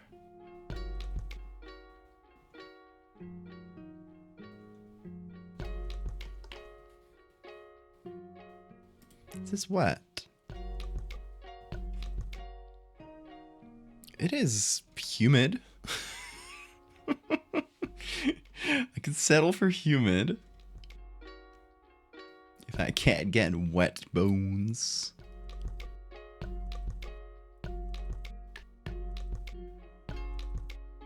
It even shows me, it's taunting me. It shows me skeletons drinking. But no wet skeletons. Oh, here's an alternate angle about that one. What even is it? Oh, it's big. That's gotta be whale.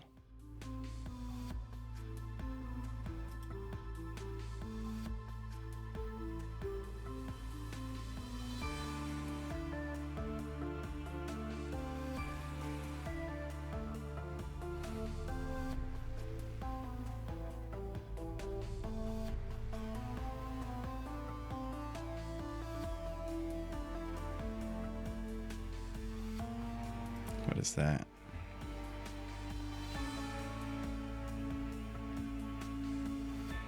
That's just driftwood?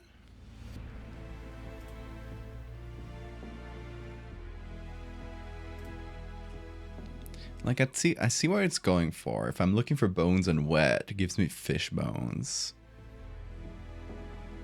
I see your mental process, but it's not what I want. Not that these sites have much mental process going on. Their search functions are extremely simple. This is driftwood. It just kind of looked like a weird lobster.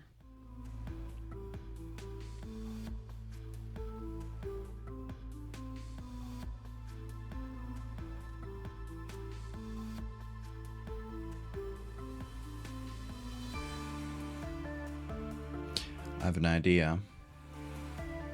Bones and tar? Definitely. I think we will find such things though. I mean dried tar, yes. But I was thinking bog bodies. Which we should be able to find some in Wikimedia probably.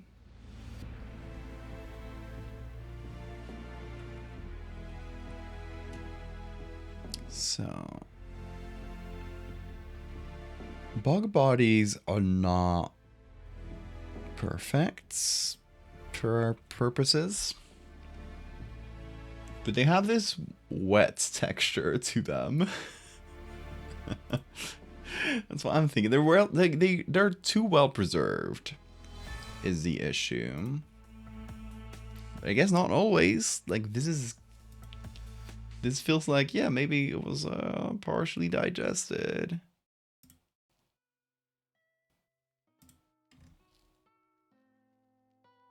This one looks so scared.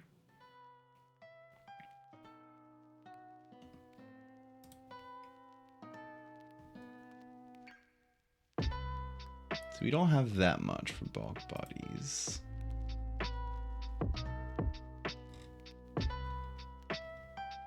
We do have some bogs. Here's one being excavated. It's wild how well preserved they are.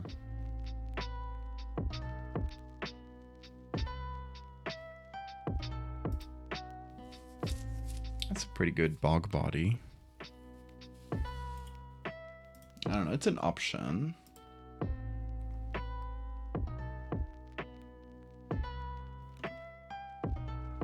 I feel like it would be more bone-like, but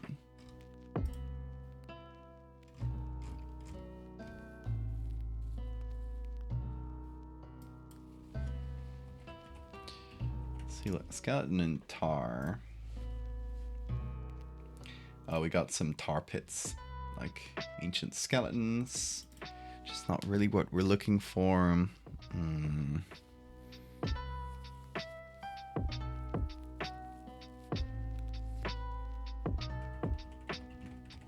Skeleton and water.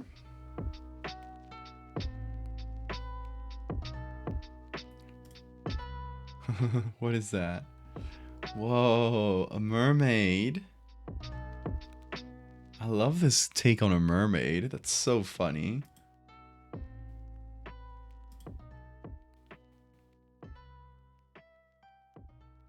It's a bat skeleton.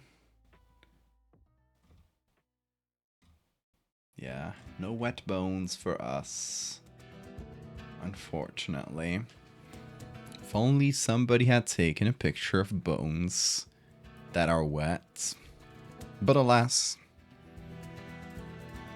all my bones are dry today. Except for these. Except for these. Let's give these credits. I think they're the closest ones we've got, even though their picture has just a ton of HDR and it's really ugly. You stoop under the picture of a tall man? Oh, really? I'm kind of between just spare bones using these or bog body kind of off to the side, trying to escape maybe.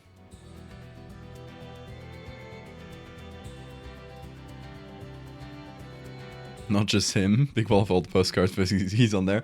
It would have been a little worrying if it was only him.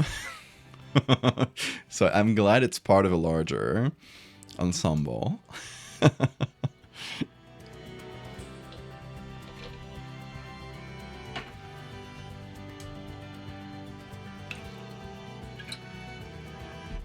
Okay, the good thing about bog body in this case is we can sort of just drop it inside.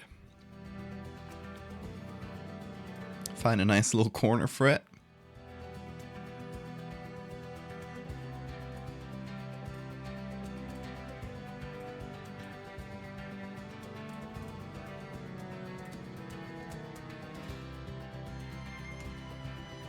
Place it around here. Is this... I think it should be bigger because of the size of the... Although this is not standard grass. This is like tall, like wild grass. So considering that, I think the body is approximately the right size. Maybe a little bit cut, but... At the end of the day, people are going to judge the size based on the human body rather than extraneous elements, unless they are really, really discordant. So we do have a naturally good grasp of what the size of the human body is. So our brains are going to use that first for reference. So what I was thinking is something like this, where the body is off to the side. Whoa, what did it? What the fuck happened? Sorry, am I good? I must have pressed something on my keyboard that signed me out. Hope the stream is okay. Yeah. The hell was that? I don't even know what I pressed. Anyway, I think it's fine. Thanks for the safe reminder. No, thankfully Photoshop is fine. The issue was with, I don't know, some key combination that I pressed that logged me out. And suddenly saw like the sign in dialogue. And I thought that might kill the stream, but no.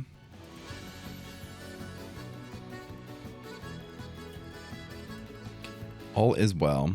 It must have been something Control L. It must have been something with L, because I was trying to get to the levels shortcut. I was trying to do Control L. So it might be like Control Windows L. Let's see.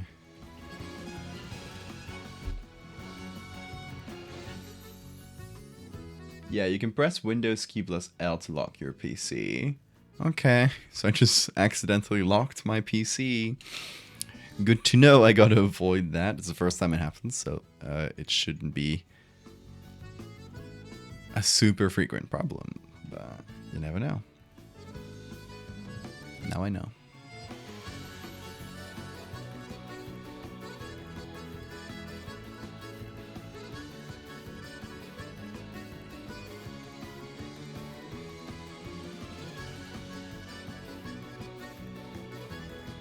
The color is definitely off, though.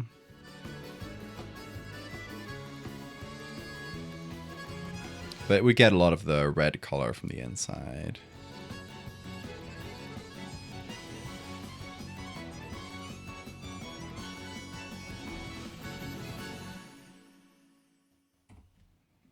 It has this very strong flashlighting, which is not the best. Yeah, okay, so this would be one option. I'm not going to retouch it further because I'm not sure yet. I'm going to call this bog body. Let's see option 2, which is a bit simpler in concepts. We didn't use that. More complicated in execution. Because more elements. But it's floating bones. So I can take individual selections out of these. I know these are most likely fake bones, but that is not my concern. Oh yeah, let's get the size right. This sounds about right.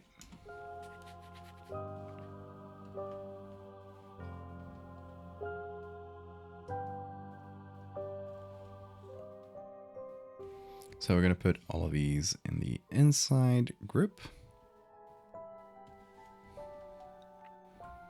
And, you know, they're already sort of muddy and partially buried. So we could have them like sort of half floating on the bloody acid. Let's see what else we can pick. I got this humerus.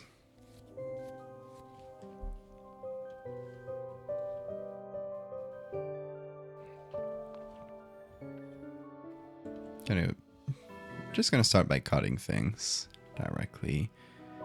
We got, I think, a little bit of a femur.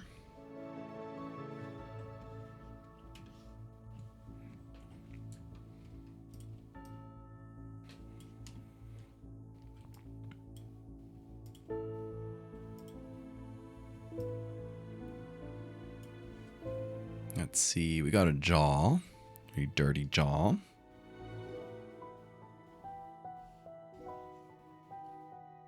That might be pretty good to use actually, because it's just sort of broken down.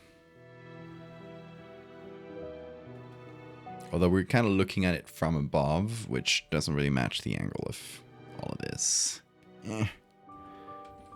Maybe it just floats with some of the teeth like pointing up.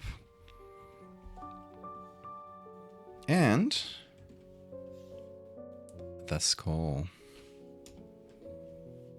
The spooky skull. Looks a bit fake is a problem, but the other bones look pretty decent. Might take this sort of shittier selection because I like it.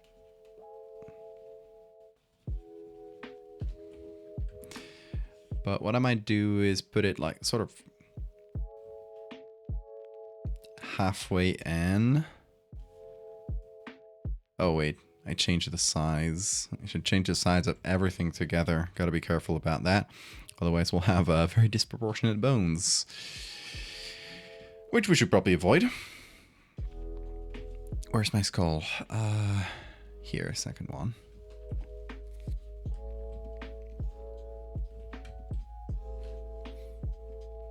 And what's up with Bean? He's just sleeping in the corner. I guess he likes that corner today. Unfortunately, it's out of the camera's range. He wants privacy today, folks.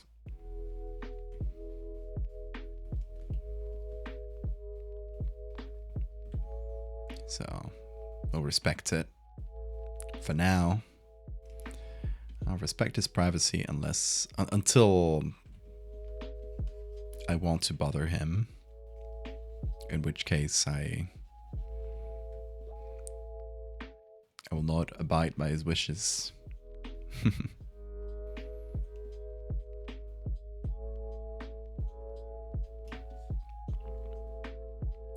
It's not the best. I do like the floating bones. I don't know about the skull. It's it's a little cliche. It's a little cliche. It's sort of like too obviously placed, maybe.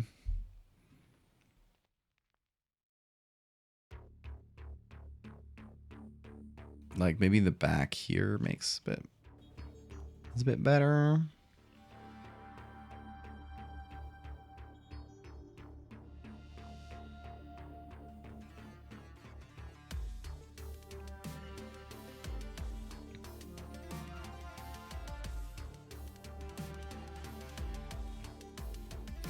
Let's get the acid like a little bit lower.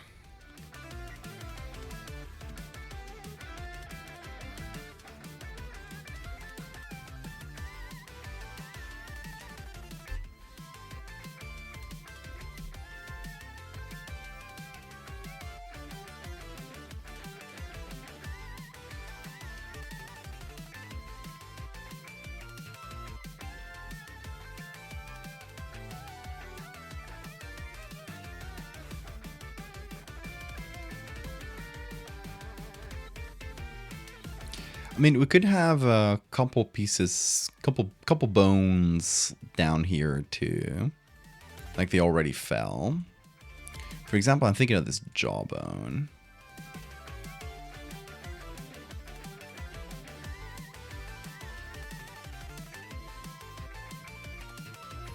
It's already sort of in the dirt.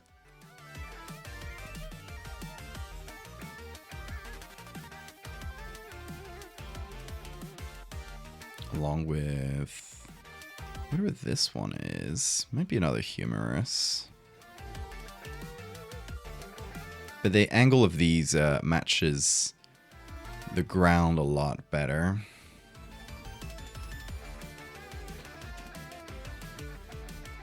Obviously not the color or anything, but...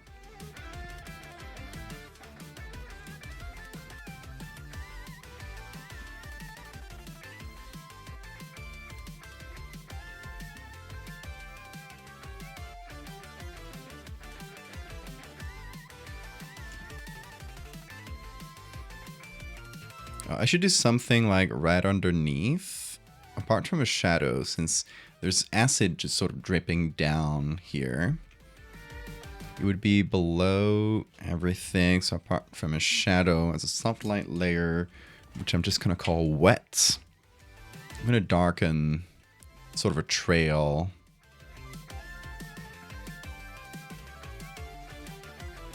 Just like dirt that would naturally get wet as the acid drips down, and then a bit of a sort of puddle shape like underneath as the water sort of dissipates into the dry earth below.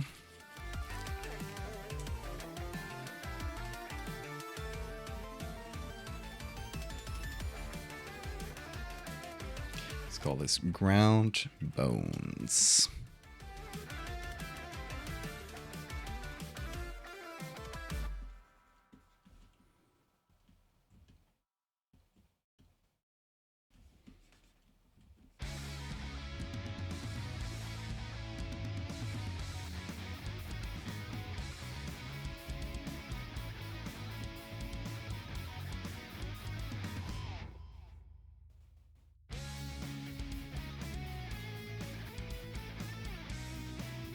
Don't know whether to include this one.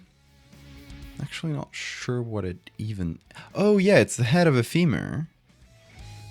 I guess it's just very embedded into the dirt, so it doesn't make a lot of sense that we'd only get the head of a femur poking out. But a couple bones just sort of meshed in the dirt. It does make a bit more sense.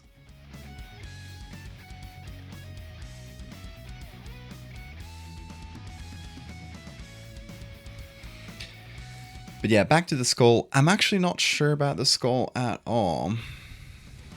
Don't know if I should leave it or...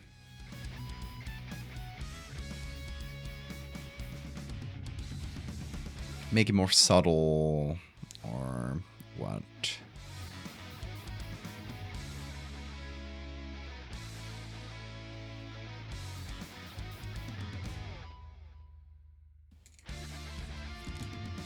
Okay, first of all, let's put it behind all the other bones. Yeah, I think the skull is too fake looking, and also just very cliche. Even if I find another skull, it's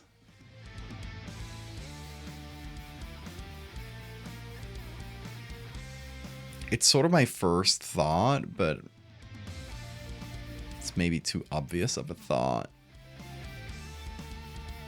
Oh, so yeah, it's a bone that when you get fake bones, that's the one that tends to look the fakest. I think is we're just naturally know what a skull looks like, what it ought to look like. We've seen enough. Body looked cool. It just doesn't look too much like it's gone through acid, right? It feels like it's been preserved over, I don't know, 20 years.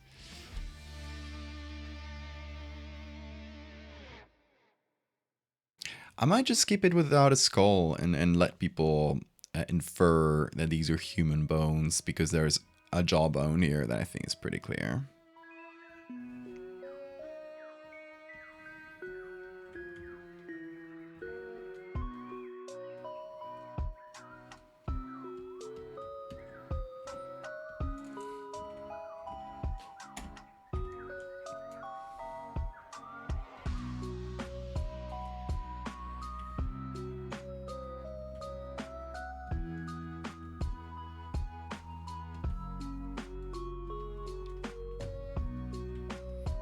Then obviously we add a good share of lighting to everything.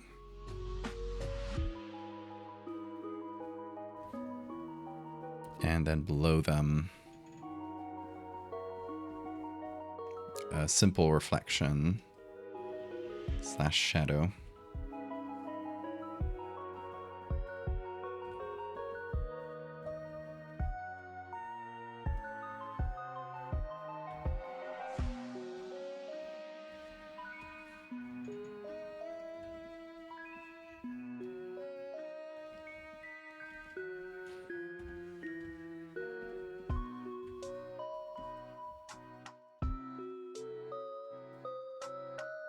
Then in terms of color, I think the bones should look at least fairly bleached, because, you know, they've been in a vat of acid for a while, so I don't want them to look like yellowish.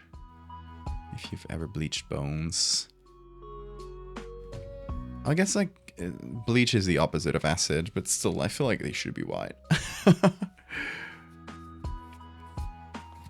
The acid should take care of most of the organic tissue in between, all the gunk, leaving it a bit whiter in color. Anyway, we got the bones, and I think the only big thing left is doing the teeth, and then it just needs a bit of work on top of that.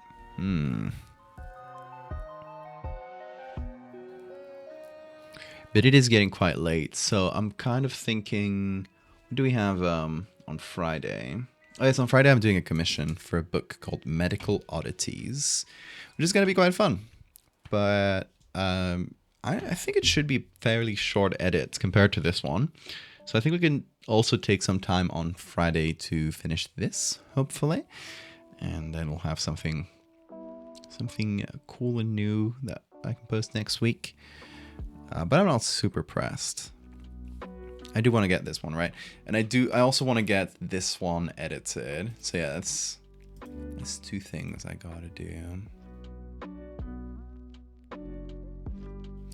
Yeah, I think I'm gonna leave it at this for tonight. There's not a ton left to do in this one, but it should be a fairly fast, like, finishing touches on this. Get it to look right.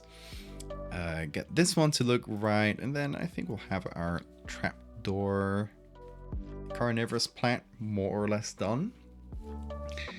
And yeah, I don't know if I'll do it out before or after the book cover. I think I'll do the book cover before, because I'll probably have the client for the commission will probably be on stream, so I don't want to waste their time. So I'll probably do on Friday the book cover commission first, and later on during the stream, if there's enough time, finish up these. Otherwise, probably next week or something. I think that's going to be the plan, folks. But yeah, it's been about 4-hour stream. I did start late, so I don't want to go to bed super late today, because I otherwise will fuck up my sleep schedule, and I got a lot to do tomorrow. Like that cool event I told you guys about. So yeah, that is gonna be it. Let me save in the background here. And yeah, y'all, I hope you enjoyed this little stream, even though it was a bit shorter and a bit later. It's still nearly 4-hour stream. I think it's fine. So yeah, y'all, I'll go try to catch some sleep, and I'll see you guys again on Friday. So in the meantime, I hope you take care.